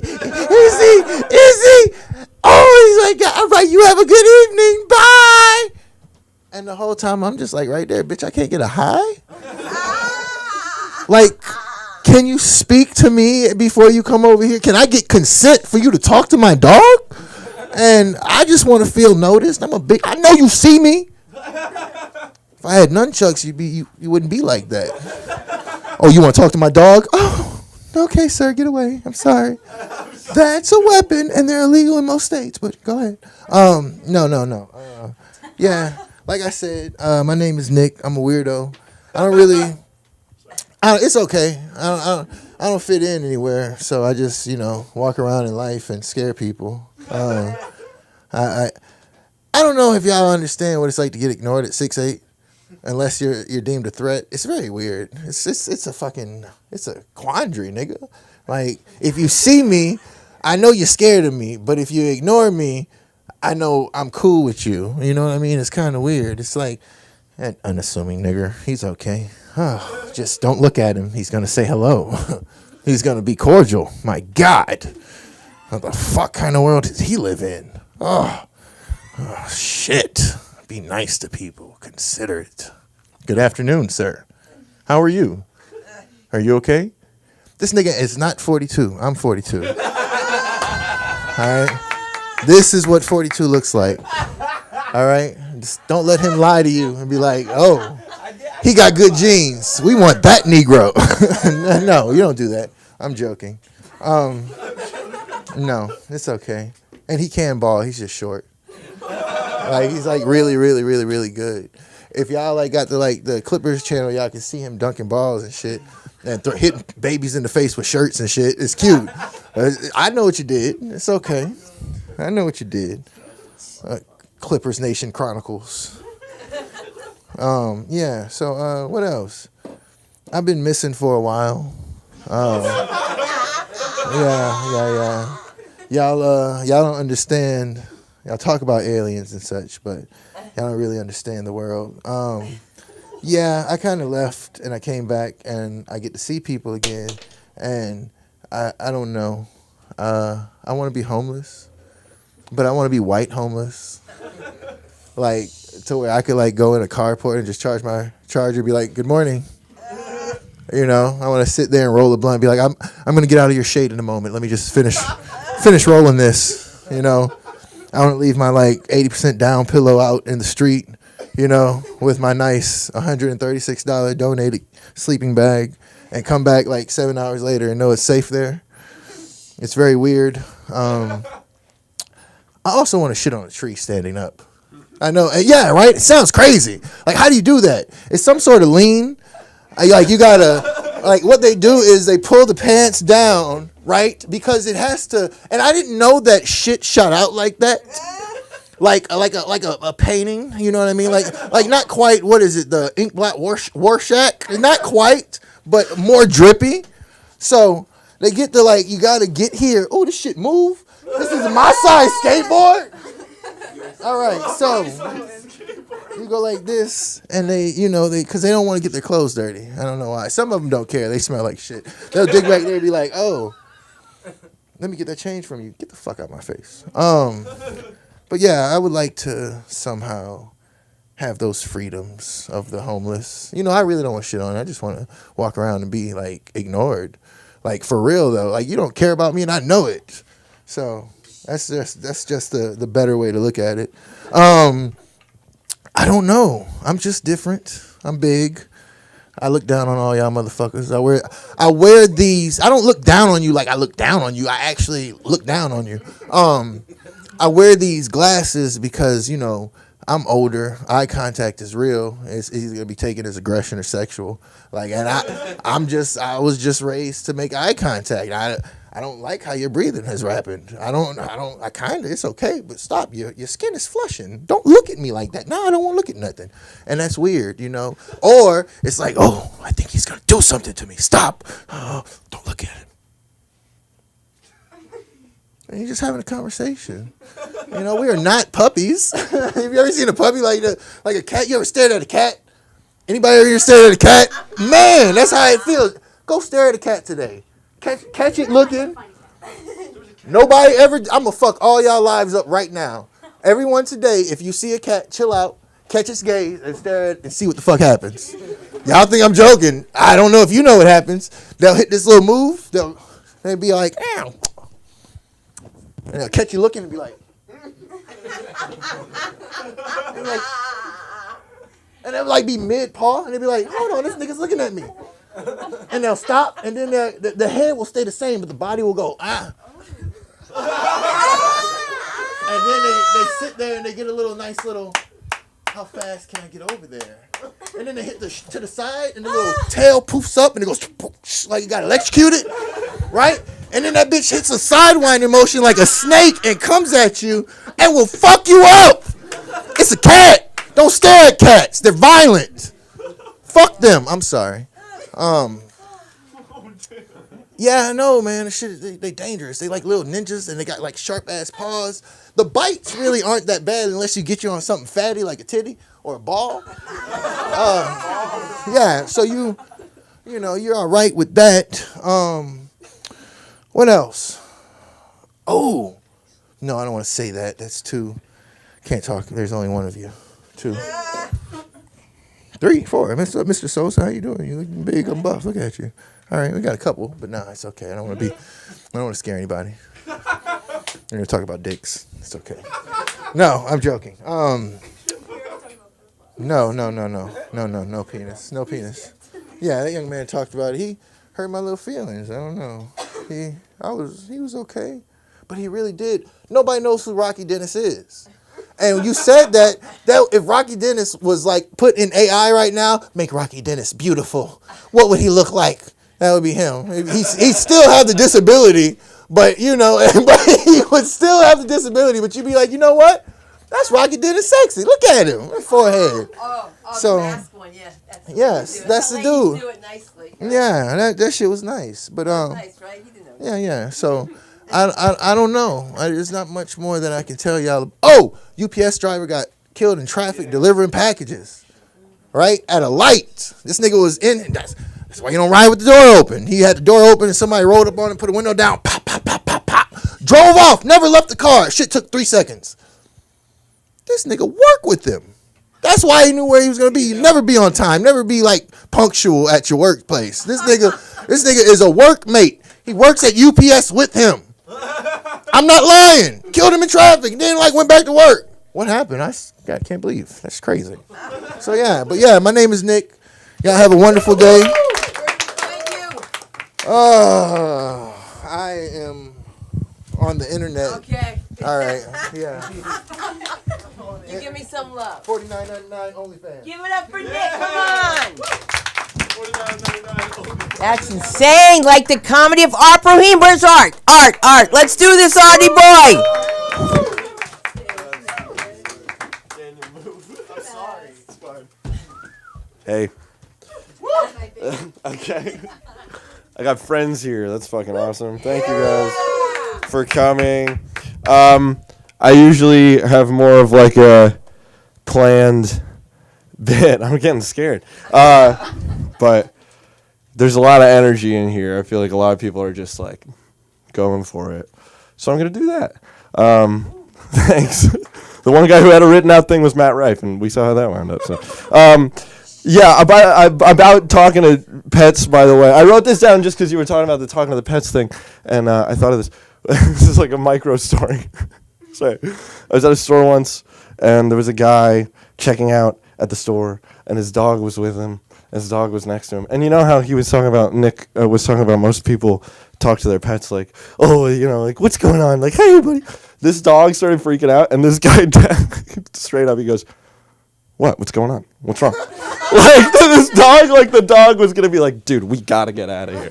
I was like, that's so odd. That's the coolest way to talk to a pet. I have a lizard, and that's how I talk to my lizard. I have a depressed lizard who's tried to kill himself. And that's how I talk to him, just because, like, I started talking to him all pet stuff, but then, like, he tried to kill himself, and I was like, I think he just wants something down to earth, you know what I mean? So I went from, like, hi, Clyde, how you doing? You want your wormies? To, like, hey, man, what are we feeling today? You know, like, okay, anyway. Thanks, that was random. This is some stuff, it's just not worth a full bit, but they're jokes I've written down that I was like, maybe I'll tell these someday. I don't trust psychics. I don't trust psychics. Because, well, this is linked to another thing, because I don't like guessing. I don't think guessing is valid or good, and it makes me nervous. Whenever anyone tells me to guess anything, I say no. It's not like a joke. People laugh sometimes. They're like, guess what I named my turtle? I'm like, no. And they're like, that's funny. I'm like, no, I don't want to guess. Tell me. You really want me to fucking sit here and you're going to tell me in 2 minutes. Anyway, I don't like guessing, so I don't like psychics, because their job is like, knew it! Yes! Oh my God! Fuck yeah! Like psychics, like, I don't know. Could you imagine a doctor coming into a checkup with your lab results, and he opens the thing and he's like, you have, yes! You do it, you have it. Yeah, you have AIDS or whatever. That's the one I can make. I'm gay. Bragging rights for a year. Who's enforcing that? Right? That's a big one. What the hell is that? You know, like, after a year, is there a hard cutoff? Is there a bragging rights bureau? That, I don't know. If I would get to month like 11, and then I would fly to Mallorca and I would brag for the rest of the time, because they would never check Mallorca for me. There are 2 L's in Mallorca, by the way, and I was scared I was going to say Mallorca, and I didn't until just now. Here's another one. As I said, we're just going joke by joke here. Thank you, Abby. Talking about the weather is huge. I'm serious. I'm dead fucking serious, man. When I was a kid, I had this impression that talking about the weather was something you do when you have nothing else to, like comedically have nothing else to talk about. You know what I mean? Like, you're in a weird situation and you're like, you know, that was a whistle, sure. So how about the weather? You know what I mean? But like, I hit like 18 years old and I realized that it's the only common denominator. It's the only thing we all have in common. I think it's just a human need to relate. You know what I mean? Because I can't go up to anyone and be like, dude, have you noticed how itchy my ass is today? Like, it's fucked up. So it's just something we can all relate to, you know? Here we got, I think Star Trek is for nerds. I'm a big comic book fan. I read a lot of comics. I watch a lot of comic book movies. I like Star Wars. But Star Trek is for nerds, though, right? Like, that's the thing. It's like, I do all this stuff. I'm pretty nerdy, I guess, by any definition of the word, but I still think Star Trek is like a big dork nerd thing. I was trying to describe it to them earlier. I was like, would you like Star Wars versus Star Trek? You know what I mean? Like Star Battle versus Star Hike. It's just one is objectively more exciting than the other. Next, yeah. Well, why is there so? I'm not gonna dwell on this for too long. This is a quick thought. Why is there so much rap music in commercials? That needs to go. I feel like there was maybe one that was fine, like the Reese's Puff one was kind of fun and nostalgic. But now I watch like commercials for restaurants. Like I swear to God, I'll watch a commercial for like a local Italian restaurant, and they will be rapping about the garlic bread prices. I'm like, fuck off. We should switch to folk music. I think it's a more narrative genre. I don't like when people talk about presidents making new jobs because it confuses me. As an idiot, when I hear that, I just think of the president going into a room and like thinking of new jobs, like brainstorming, like, oh, okay, at the end of the day, his secretary's like, how many did you think of today, Joe? And he's like, 63. Today I thought of pocket maker, and you know what I mean, and nose fixer, and it's just like, I don't know, that's just a really weird, vague sentence to me, as someone who doesn't know much.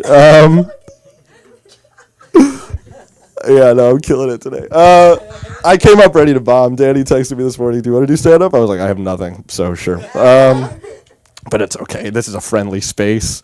I like it here. You guys know the Planet of the Apes movies? Yeah. The new trilogy, it started with a movie with James Franco. Was that an affirmative? You just laughed at me. Was there like, do you know the movie? Okay, so the guy who like made them, what? The guy who like made them was really worried about everyone really looking like apes. I don't know if anyone knows about this. I am really into these movies. They're really fucking cool. There are like monkeys riding horses with guns. That's so sick. Anyway, so the director really cared about realistic ape looks. So he trained a bunch of guys to walk just like apes do in real life. And they did motion capture and they studied like the arms and whatever. Anyway, I don't know if I can do this one. I'm so deep into it. Here's my impression of one of those guys at Thanksgiving now. So like right, everyone's talking right now. Okay, yeah, you guys know I can walk just like an ape. Right? Like, okay, if you went to the zoo and you saw an ape walking, that's how I can do it. Like, just like that. Okay, Nelly, can I have the crutches? Okay, yeah, she could sit down for 5 minutes. Okay, I'll find sticks. Yeah, I think that probably doesn't come in handy much, is the root of that joke. And then, yeah, now I'll do the school shooting thing. So... This is more for people my age. Sorry, kids my age. I don't know. Does anyone in here recreationally watch YouTube that much? Okay, there you go. Does anyone get ads like not for school shootings? Sorry, not ads for school shootings. That would be like, we're way under quota. Oh my God, it's almost June. There's hardly been any. No, not that. No, but like of the parents like asking for money. Yeah, that's hard. I don't know. This bit was never that developed because every time I do it, everyone's like, but it's YouTube, right? Like it's 2 a.m. Thank you. And I'm trying to get through this video, and sometimes they start the video with like, "Don't skip this." And you're like, "Come on, dude." Now you box me, and the only reason I'm up watching this is to skip it. You know what I mean? I'm going right back to bed. If it helps soften the blow, I was in a shooting once. I'm serious. I played the bullet. No, I wasn't in a production of a shooting. I was in a real shooting in Philadelphia. And as an American, especially American, growing up with all that stuff, you think a lot about like how that's what you're gonna do or what you're gonna learn or like how you're gonna come out of that experience. It was a real bummer for me because I lived, but all I could think about was like, damn man, I really gotta get on a treadmill. It's not funny anymore. Like they were like 60-year-old dads with a kid under each arm, like barrel fucking grabbing them, running faster than I could drive. And I'm like, do I try jogging or do I get shot? Because one's gonna get me out of here way faster. So anyway, yeah, that joke kills every time. Thank you guys. I've been Art. Thanks. Thank you. Whatever gets you through the night is all right. With Sosa Night. Let's do this, Sosa. Bang.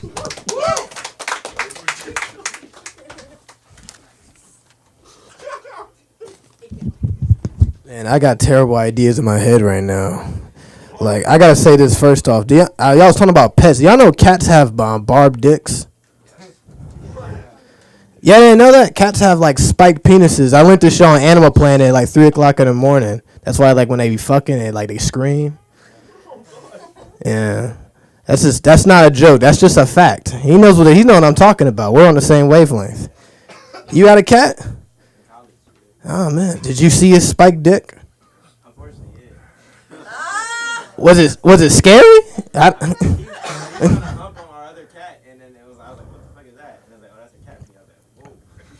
Man, gay cat sex must be horrible, man. You know? I wonder if they be doing. Oh man, the gay people, y'all got fucked up right now, dude. Jeez. Oh, you're gay. Oh man, never mind. Gay people up right now, dude. What the fuck, man? Anyway, y'all was talking about Quiet on Set, man. You know, there was a dude on Quiet on Set. I didn't watch the show, but I heard that he was like feeding niggas pickles and shit. Is this true? Like through glory? I ain't gonna lie, man. All those dudes that ate that pickle are just gay dudes. I knew at 10 years old that sucking a pickle was pretty gay. You didn't have to tell me. You know what I mean? There's no come on, you. Yeah, the dudes here know what I'm talking about. Right? Like Chris, you're a straight man. 10 years old. 10 years old, someone comes to you with a pickle in hand. Say, hey, you want to suck this pickle? You sucking it? See, you're like, no, that's some. Yeah, you know what I'm talking about, man. What the hell? Anyway, we'll see. What else I written on here? Man, I've been writing some horrible shit, dude. Let me see. I wrote so many bad things. I haven't write about this one. Anyway, so you know, the Drake and Kendrick beef has been real bad, you know what I mean? This black person has been real bad. But I think the community that's been affected the most has been the Jewish community. You know what I mean? Drake was like, that was like y'all strongest asset, and now that nigga's not cool anymore. You know what I mean? Y'all been losing points with the Israel shit, and now Drake, it's been a tough year for y'all. You know what I mean? Y'all not happy about that. I feel, alright, man, shit. I'm sorry, guys. I'm sorry, Drake. Oh, fuck, man. What else I read on here? Man. I had this idea while I was listening to someone said they was from Philadelphia, right? Or the East Coast. This is a little thought I had, and this one might get the whole room against me. But I've been thinking about this for a while, man.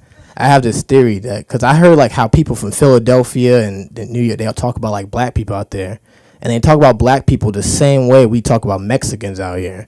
So then I realized that like Mexicans are just like black people in Philadelphia are just black Mexicans.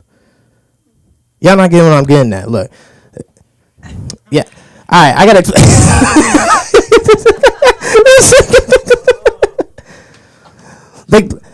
They play the same role. Because, you know, there's not a lot of black people in L.A. It's only like like that's like the lowest.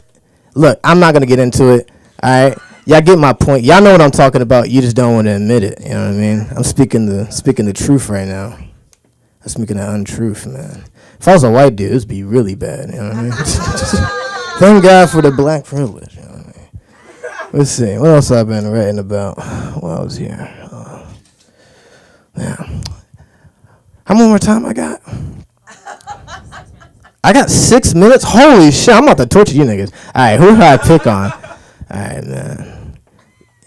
I like you. All right, with the nunchucks, you're my favorite dude so far today. I ain't gonna lie. But first off, I ain't gonna lie. You kind of scared me. You know what I mean? And I was thinking about like talking about you, but I didn't like. I had to kind of gauge you because I didn't know if you was gonna like kill me or not. You know what I mean? Because I think we all know we live in a time period now where like niggas in trench coats, long coats, weird white dudes in long coats. It's not a good combination. Y'all know what I'm talking about. You know what I mean? And you were just but you were fun, dude. You remind me of my old uncle. I don't want to drop his real name, but his real name is so funny. It's like, it's almost part of the joke. I gotta say, his name is Lapicus. It's the funny. Lapicus is the funniest name ever. But he's the same thing like you. He's like one of those like old karate masters. You know what I mean? But he's an old black karate master, and like And old black karate masters aren't real karate masters. He don't know karate. He only knows one move. And let me show you how to move real fast. Every time he pulls up, he does this fucking move. Hold on. He does this fucking move. He goes, this right here. So he goes. I don't know what the fuck that does. It looks pretty dope when you don't know anything about karate. That shit looks hard as fuck. But it was funny because like I trained Muay Thai for 6 years. So we'll be having discussions. I'll be like, oh, that won't work. Like, and he'll be like, no.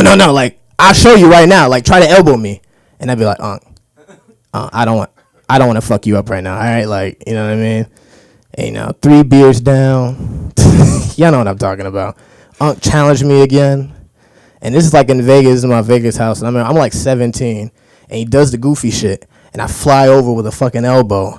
And I crack his ass. Hella hard. And I ring his ass. He's ringed his shit. And, you might think I felt bad. No. I was like, I told you, nigga, it wasn't going to work. You know what I mean? Like, his shitty karate wasn't going to work. Man, what else I wrote? Fucking, you like Subway? That's fucking, you're terrible, man. You gotta get better sandwich taste, dog. All right, why do you like Subway? I'm expecting for this to be exposed on my first day here because it's like a super dark secret of mine. But yes, I like Subway and I will defend it till I die.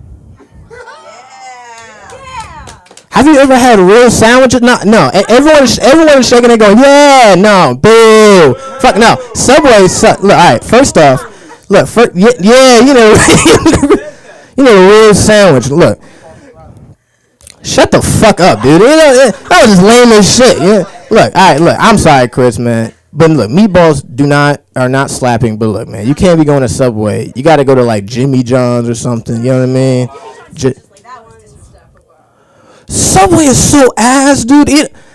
First off, Subway is terrible because the people that work at Subway are all miserable. I've never seen a happy person ever working at Subway. Good thing about it, you go into Subway, it's always an old lady that looks like she's just having a hard fucking day. You know what I mean? You walk in there like, can I get my foot long? She's like,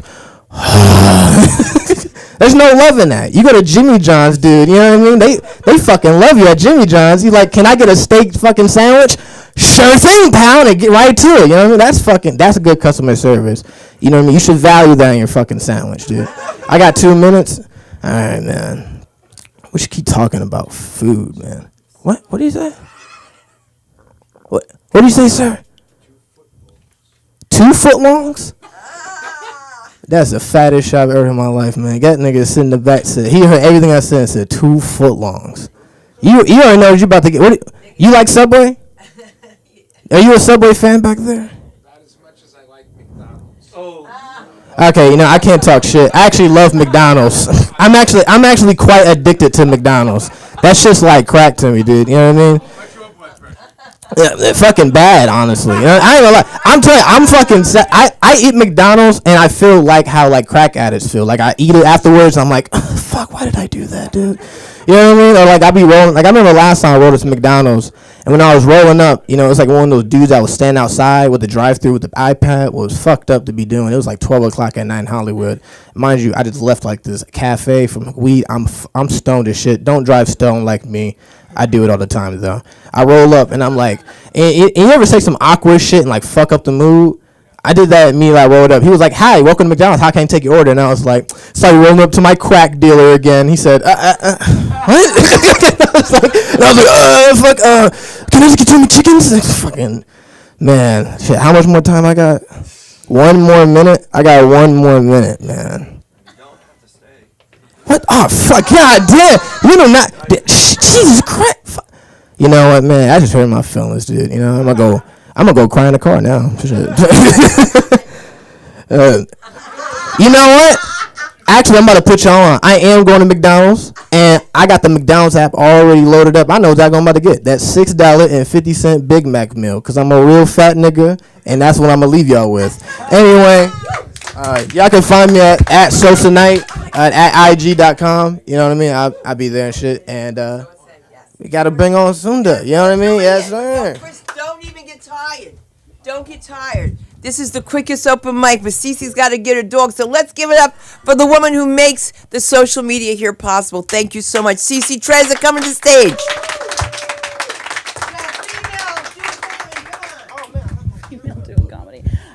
That's actually funny. I started working at a school this past week, and I had 2 different kids come up to me and ask, "Are you a boy or a girl? Because you look like both." I was like, "Thank you. I'm not binary, so compliment." Yeah, I have to go run and get my dog because she's at doggy daycare today. I want to give her a present because last night she almost got eaten by a coyote. That was insane. Yeah, honestly, both of us, low-key, we were at the park. I thought there was enough time. I guess it was getting later than I realized. And I'm with her there, and I turn, and there's a coyote like probably 15 feet away from us, and I like freak out. And so I start running up the hill, don't have my keys, and there's nowhere I can go there, right, to like stay inside. So I go back to get my keys, and the coyote is like, "Oh, you fucked up by doing that," right? So now the coyote's like looking at me, and I'm like, and I get my dog, and I'm like, "Okay, we're not gonna get the keys, that's fine, whatever." And then the coyote starts following, and I'm like, no. And the coyote's like, "Who the fuck do you think? I'm a wild animal. What the fuck do you think that's going to do?" And I'm like, "No," and he doesn't do anything. And then I go, and then he stopped. So that was my motherly instinct that kicked in to save my little doggy. So now she's at doggy daycare. But I will sing to you guys because it's a funky Friday. I'll sing to a song that is not out yet, but it will be out very soon. And it's about the moral dilemma of when you get into your car, you've had like a really hard day, and you put on the radio, and there's a really good, like uplifting song, but you soon realize it's Christian rock.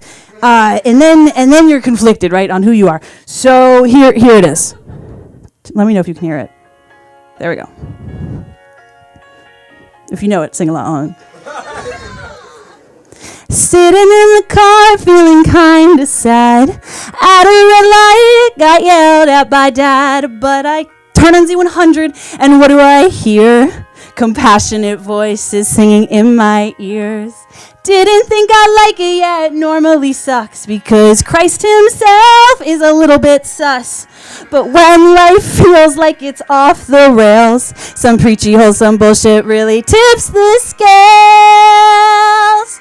Listening to Christian rock, unironically. Listening to Christian rock, unironically. Drowning out Dad's mean comments with theology. It sounds kind of gay, but I really like that melody.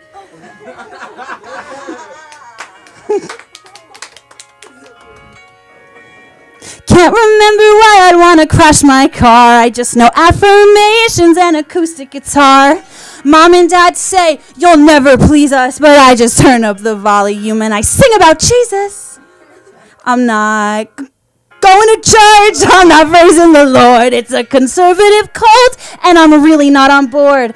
But something in that music, I just can't resist. I guess I'll try not to think about the shit Pope Benedicted. Listening to Christian rock, unironically. Listening to Christian rock, unironically. Shouting at a guy on the sidewalk, chaotically. They tell me, "You're God's child." I say, "Fuck yeah, I am." And then they say, "You're one of us," except I'm not Christian. Wait, can I listen to this music? If I hate Sunday service, I mean religion's an oppressive system that should probably concern us. And how can I ignore the lines about how God is a man? If I loved Little Women and believe in feminism. Love that movie. But this music makes me feel good. And what's so wrong with that? 'Cause wasn't Jesus all about drinking wine and singing songs that slap fat ass? Listening to Christian rock, unironically. Listening to Christian rock, unironically. Thinking about whipped Jesus, erotically. Finding inner peace in my 04 Toyota Camry. Thank you so much. That's called listening to Christian rock, and ironically, that will be available on my Spotify. My Spotify is Trezza, Trezza. And speaking of pedophilia and everything going on with there, with that, I have released a song. It's coming out on June 18th. It's called Deconstruct It, and it's all about taking Hollywood down from the inside out because some parts of this industry is really bad. So yeah, you can find me on Instagram at Trezza, TREZZAHHHH, and then on Spotify just TREZZA Trezza. Thank you. I'm gonna go to my dog. Thank you. You guys were so good. I'm gonna go listen to some Christian rock. That's what I'm gonna do. I love it. And you know something? This is not a miss. We are here with the comedy, the one and only Chris. Let's do this. Yeah, it's showtime. How's everybody doing? Before that, Sosie, left something? I ain't getting that one. All right. Now, I got a quick question for everybody. Now, did anyone grow up with a little prick as a younger sibling? Anyone else? Okay, just me then. Okay, well, let me tell you something about my little brother, okay? So, he's the baby of the family, all right? Everyone loves him. I knew the moment he could walk, he's the devil in disguise, all right? And let me tell you about it. So, I come out of the pool and I see my little brother. He's actually taking his first steps coming to me. I'm super excited. I get down. I'm like, oh, little Emano, come on, come on. He's walking. He's smiling. He shows me his little teeth. And as I'm about to hug him, this motherfucker, he raises his head all the way back and bites my nipple. Oh, my God. Oof. Years later, you want to know why he did it? He told me. It's because I was hungry. Little shit. All right, but... And you put no, but it's not just me though. My whole family eventually found out about it. You can even ask my mother. She'd be like, Chris, I can have 1,000 Chris's. What about Eric? Only one. And you ask him why? Because he's a demon. and this is the moment where she opened her eyes to it. See, we were coming down from LAX, all right? I'm about 7, he's about 4. He's already known how to walk. Great. So we're going through security. I'm going through the metal detectors, and my mom puts him down. For some reason, he thought it'd be a good idea to just bolt it. So he's running around. He's getting through TSA. He's actually getting past security. And my mom's freaking out. She tries to grab him. But all the security people see is an angry woman trying to go after a little gremlin, all right? So they bring her down, and she's freaking out. She looks to me, and she says, Chris, get that little shit. So I lock in, right? I'm SEAL Team 6, all right? I lock in. I'm going after Osama, all right? So I'm running. And as I'm running, the security guard looks at me and picks me up by my shirt. Now I don't know how masculine you can feel while dangling, okay? I'm just over there like. So I quickly look at my brother and call out his name. And he actually stops. He goes. And he ends up getting up. He sees me, smiles, waves, and then runs. Yeah, it took about 30 minutes from my mother screaming for them to actually go get him. And you want to know where he was at? McDonald's. Little fat ass. Oh, no. And then you want to know when the whole family realized he was a bastard? Ooh, let me tell you. We're at my uncle's wedding, all right? Now, everyone's having a good time. Mariachi's playing. Yes, I'm on that beaner shit, I know. But everyone's having a good time. Everyone's having a great time. But my mom goes to make a speech about my uncle. Well, I go with my nana to get some desserts because I'm also a fat ass. And we leave my little brother with my great-grandmother. Now, all three of us come back to the table, and we look and realize, where's our brother? Where's my little brother? It's 12 o'clock in the morning. We got work at 5. Yeah. It sucks, but we got work. But...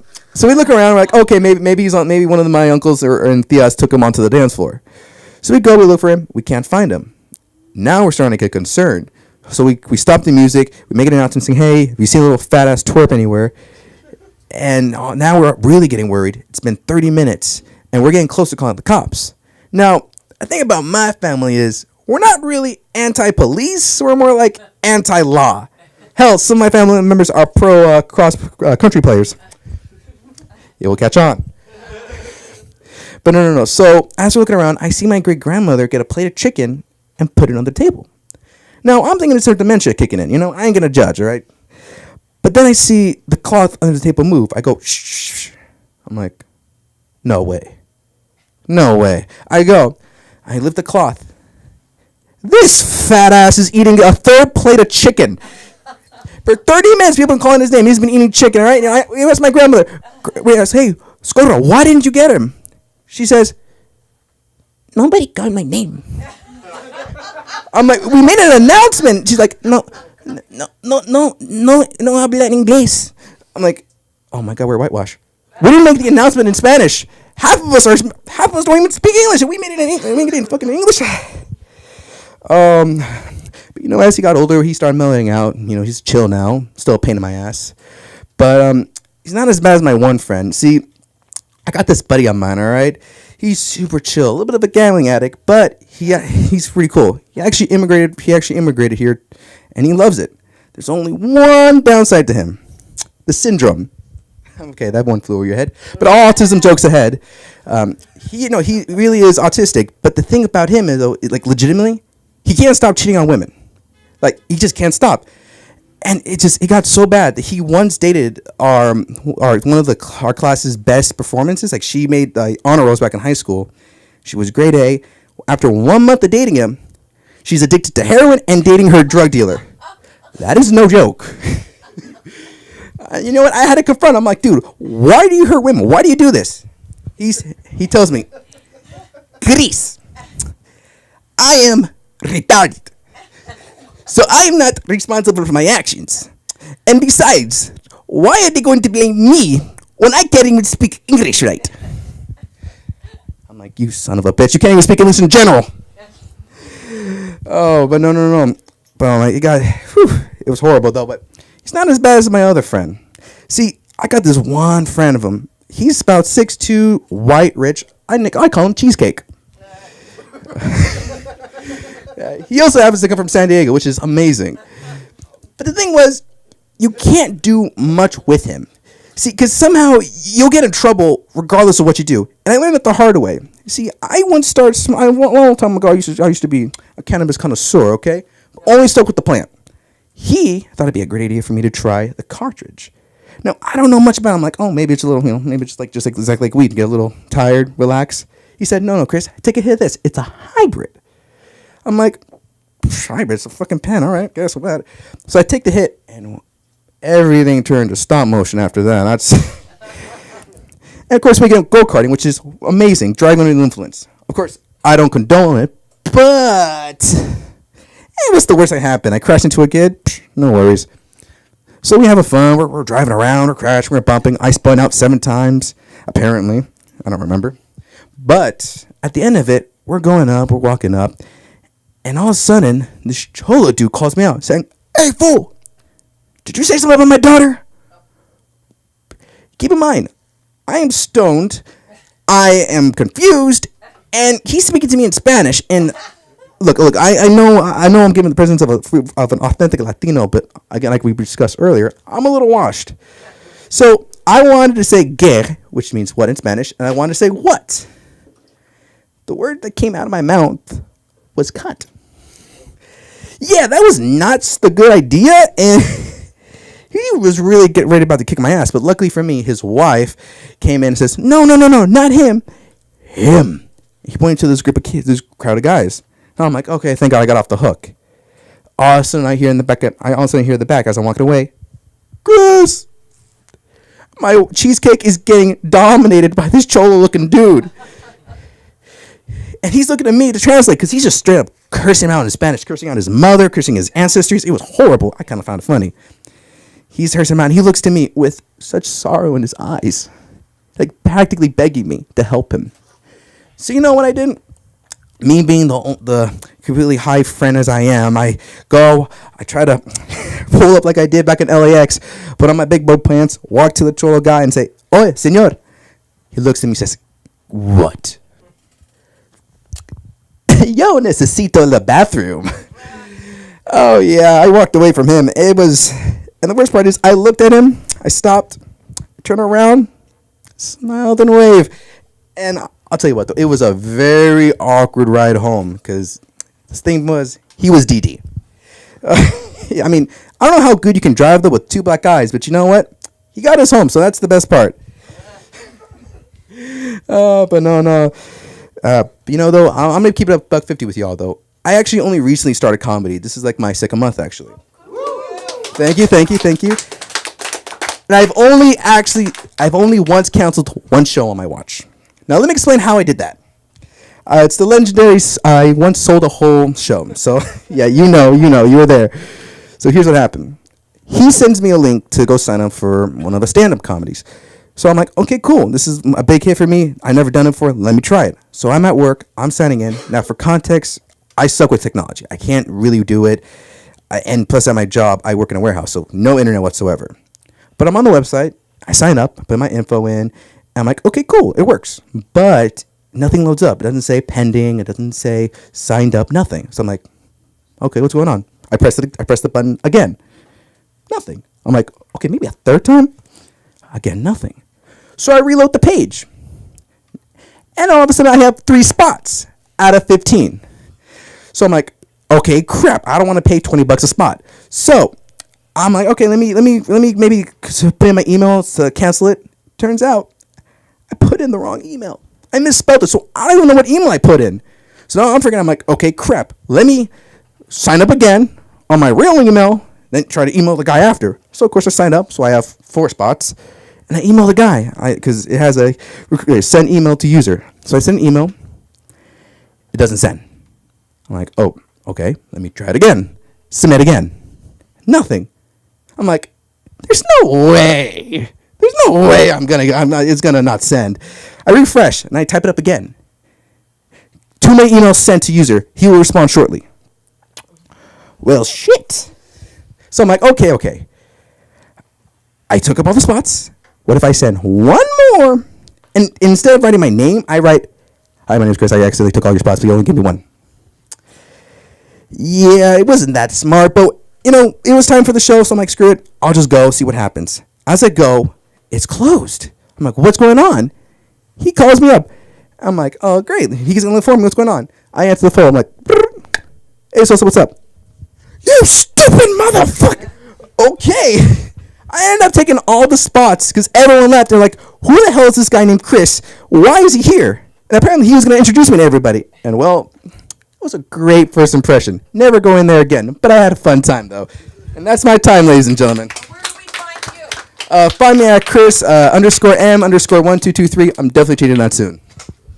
Okay, AM, Chris. Chris M. Chris M. All right, I just want to be sure. Give it up for Chris. Second one going up. Woo! Hang on, because it's time for Sarouche. Let's do this. We're almost there.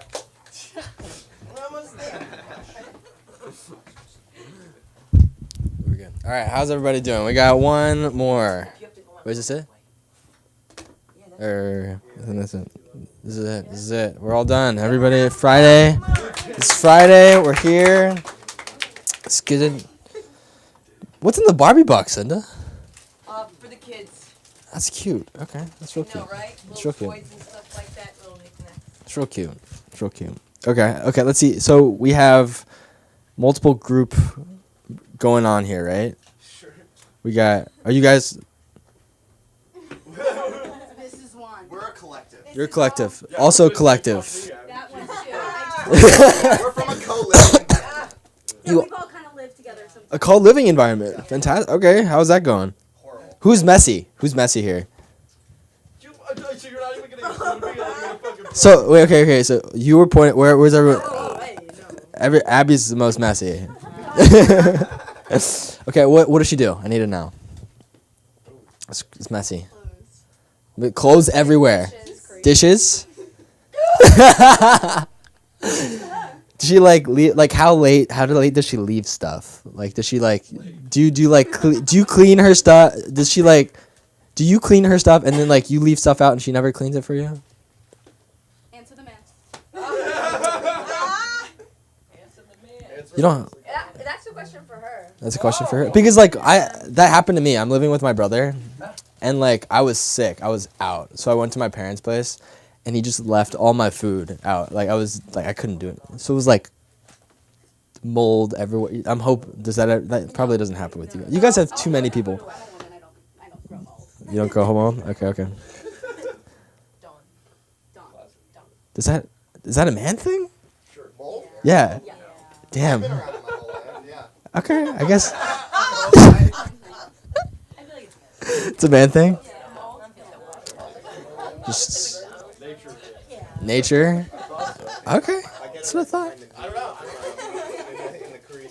Wait, are you guys? Has this ever happened to you? Mold things?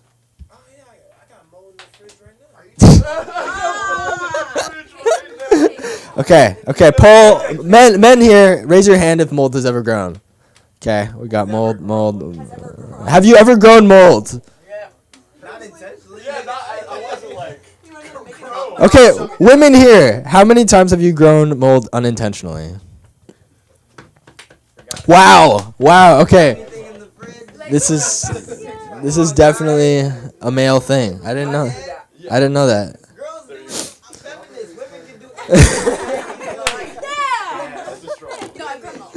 Okay.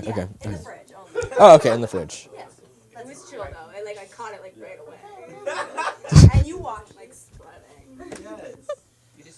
That is a bad, huh? That is a lot. I'm not taking that one. Okay.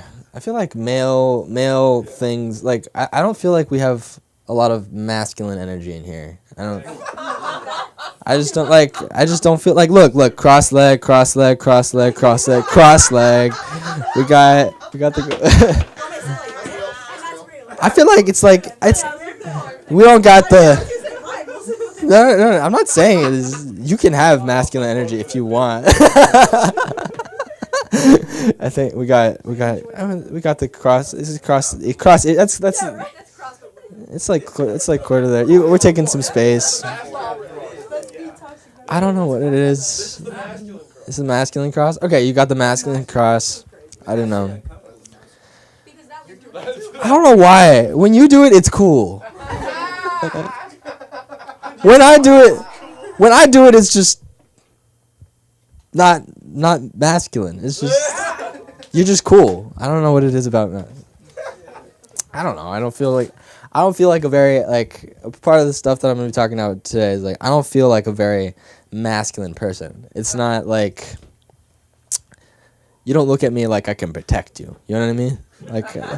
It's not a feeling that I exude. Maybe I can talk to you about other things, but not feelings. That's weird. Okay, I don't know why somebody wrote kids. Okay, I am I grew up in a very emotionally vulnerable, very affectionate family. I'm half Persian, so we do hugs, kisses. My mom would jump into bed and snuggle me when I was younger. It was adorable. My dad would get cold water and he would just take his hand and get under the sheets and into my stomach. That wasn't fun, but he would do that. That wasn't fun. It wasn't fun because it was cold. He did it to wake me up, but we just grew up very we're very touchy-feely, cute family. So I grew up talking about my feelings all the time. My dad's Persian, so he's not all Persians talk about their feelings, but he does. So we go on long walks and we'd talk a lot. I'd get really stressed out about school and stuff like that. So Anya, I feel relatable. Okay, so I would talk about my feelings not being accepted. I went to this new school for high school, so I was really stressed out about it. We'd talk about it all the time. And so I just got really good at talking about my feelings. And I never hung out with anyone because I was kind of a loser in high school. And so I get to college and I'm used to all this touchy-feely stuff, and I start making friends, and I'm a touchy-feely person, and they're wow, man, that's a lot of hugs. That's a lot of hugs. You're giving a lot of hugs. I'm this is what I do. This This isn't normal? You don't do this with your friends? And I would just give them one time my friend was Sarush, I have a bubble. He gave me the bubble speech. I have a bubble. Don't mess with the bubble. And then later on he was I don't know why I said that. I love the hugs. It was, I know, right? I feel guys, we have this masculine, we have this masculine filter. Maybe not all of us. I feel but with the hugs and the kisses, it's oh no, we're men, don't hug, no, don't kiss. But then you start getting used to it with your friends because you're I grew up like that all the time. and then they get used to it, and then you give them a kiss on the cheek, and you walk away, and then they're like, bro, you forgot the other cheek. What the fuck? They get used to it, and so like, exactly. I'm like, I have a feminine. I guess the feminine energy is strong in this one, and so it's me. It is, and like, it is radiating, and so like, it would also like freak girls out too, because like I was very like touchy feely, like, you know, I always talk about my emotions and my feelings. Like, have you ever like been with a guy and like you get angry and then they're like in the passes the next day and they're like, oh, like, let's talk about it, you know, let's talk about it, let's like, why do you feel that way? And then they're like, they start to explain, and they're like, wait a second, I'm supposed to be doing this to you, like, how does this, like, they get confused because you're like very emotionally sensitive and like they are not used to that, not normally.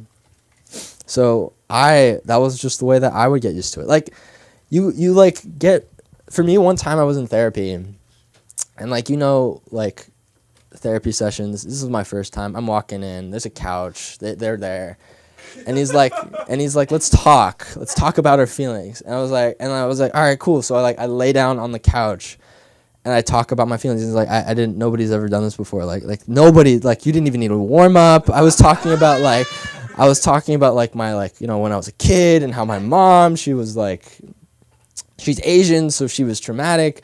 And so like I would talk about like the hugs and the kisses and everything. He's like, wow, you didn't even talk about sports. You just got right in there. It's like, I don't like sports. I just like, and like, it was confusing to him because like, he was just like, most people, like men or women, they just talk about the weather or some other stuff, but I just get right in there. The weather. Yes. The weather. As we have talked about. We are, yes. This is a forced callback. I like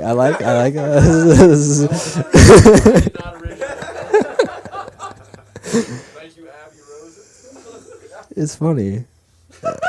It's funny. So like, I don't know. I get how much time do I got? All right, cool. So I would get like, sorry. You're right. We are. I'm good.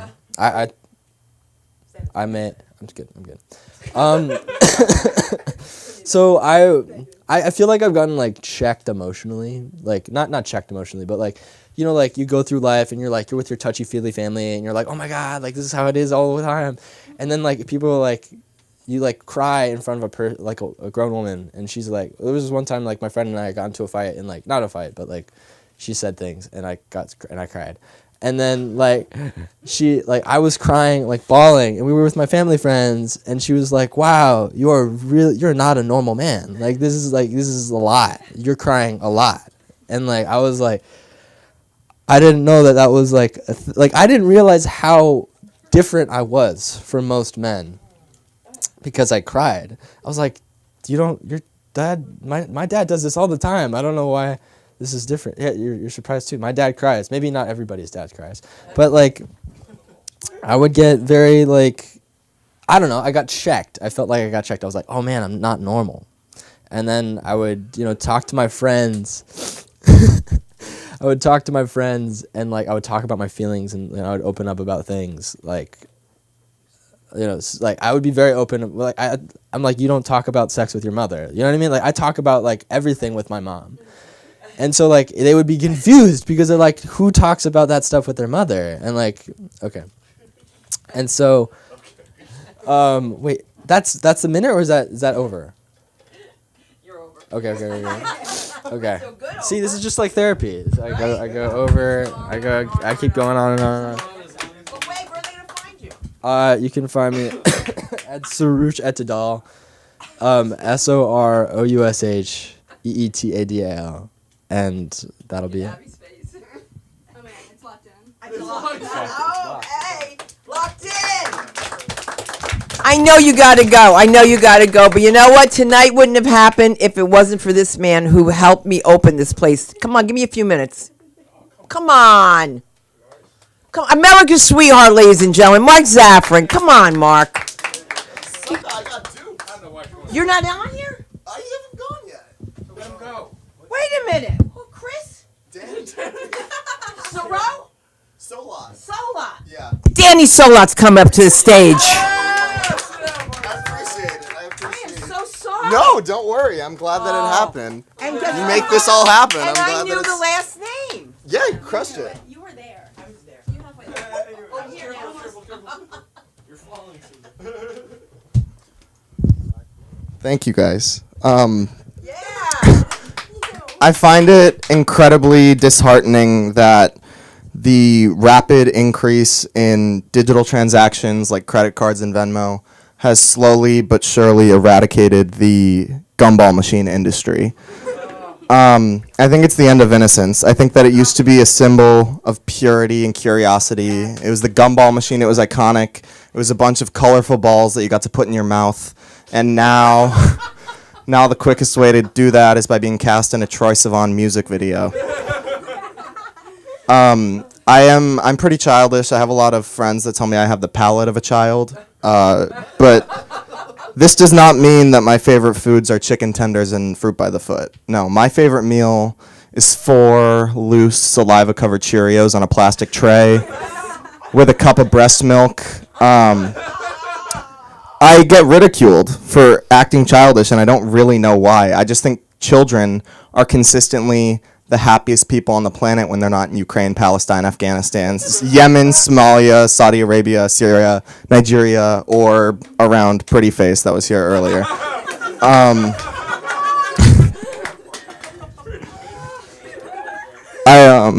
I gotta look at my book real quick. I have a mom.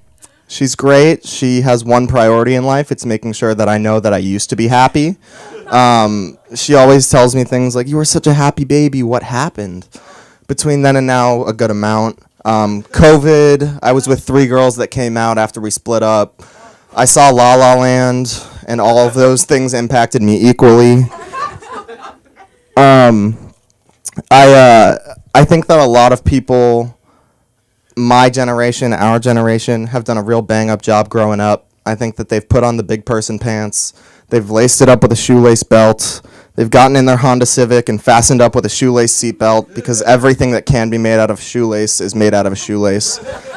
And I think that a lot of people in older generations have not liked the changes we've been implementing into the system.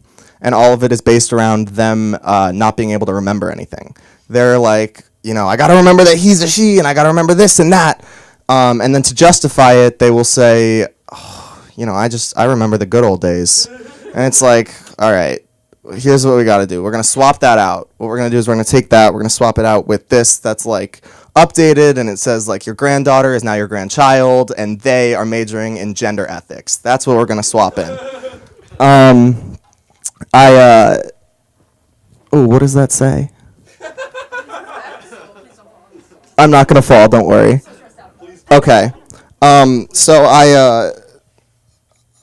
I'm not a sexual deviant. I'm on the tamer side, and the lonelier side.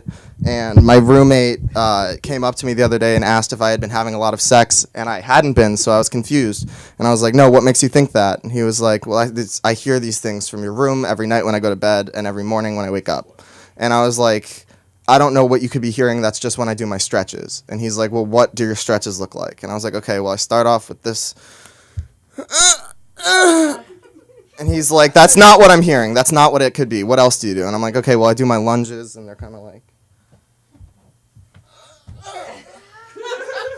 And he's like, that is not what I'm hearing. There's got to be something else. And I was like, well, I only do one other stretch. I try and touch my toes, but I'm really inflexible, so I can barely go past my knees. And he's like, what does it look like? And it's, I'm coming. Thank you guys so much.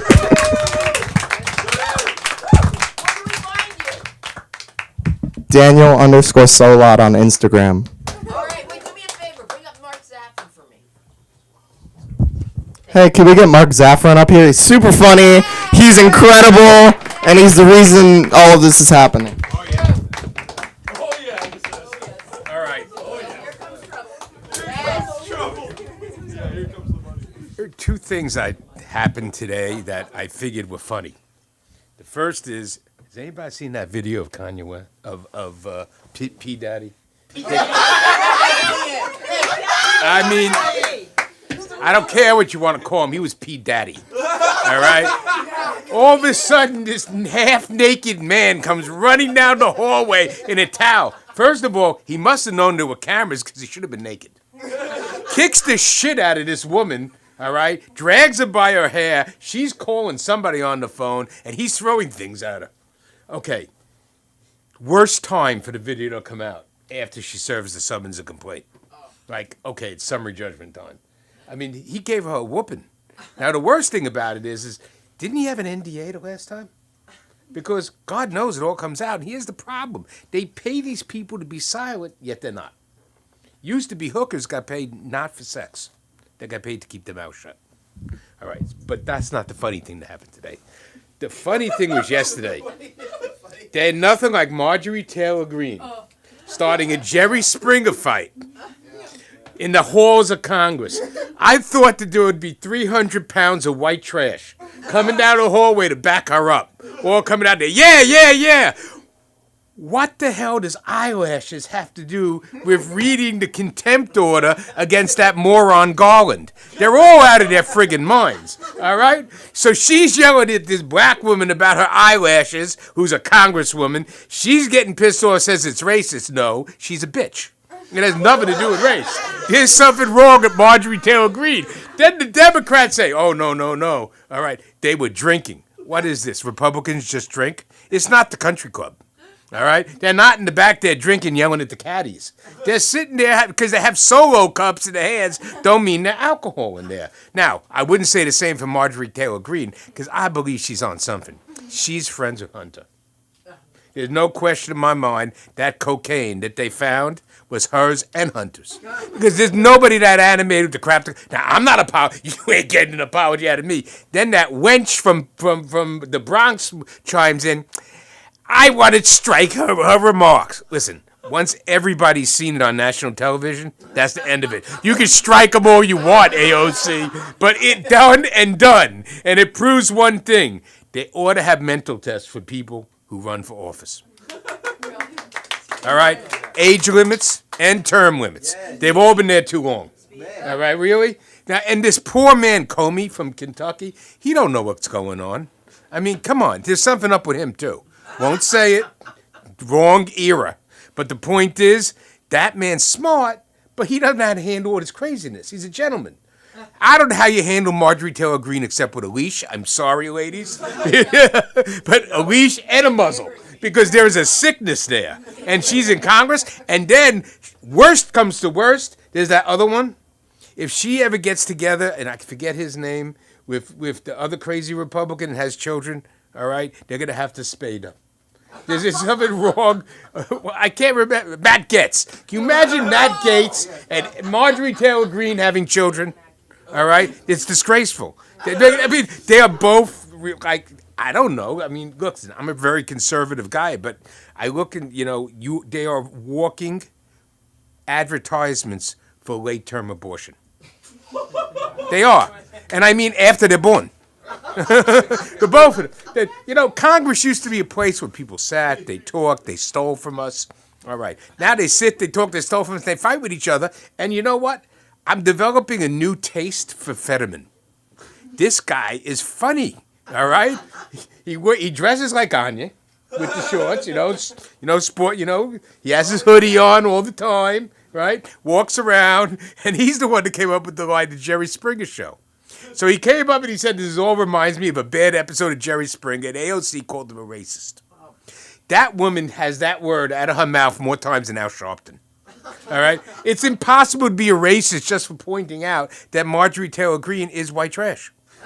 I mean, because that's what we always tried to say. She belonged on the Jerry Springer Show. Now, I know I'm not the funny one. It's our Congress people who are funny. And, of course, Puff Daddy. or whatever. I mean, P. Diddy, Puff Daddy. You all not. You're all younger than I am. You don't remember when people. You don't remember when people died. All right, forget about the shooting incident with Jennifer Lopez. His very first foray into public life, excuse me a second, you have to learn this. His very first foray into public life was a concert that he promoted in which people were trampled. And he got out the door quick. And he got away with that. Then he got away with that shooting and put that poor guy in jail. What was his name? Shy. He didn't do nothing. All right? He just took the rap for him. Then they didn't help him when he came out. And it's not like the mafia, by the way. Rap is not like the mafia. When you go away in the rap industry, you're gone. You're no longer there. You're like, like Kris Jenner or something. All right?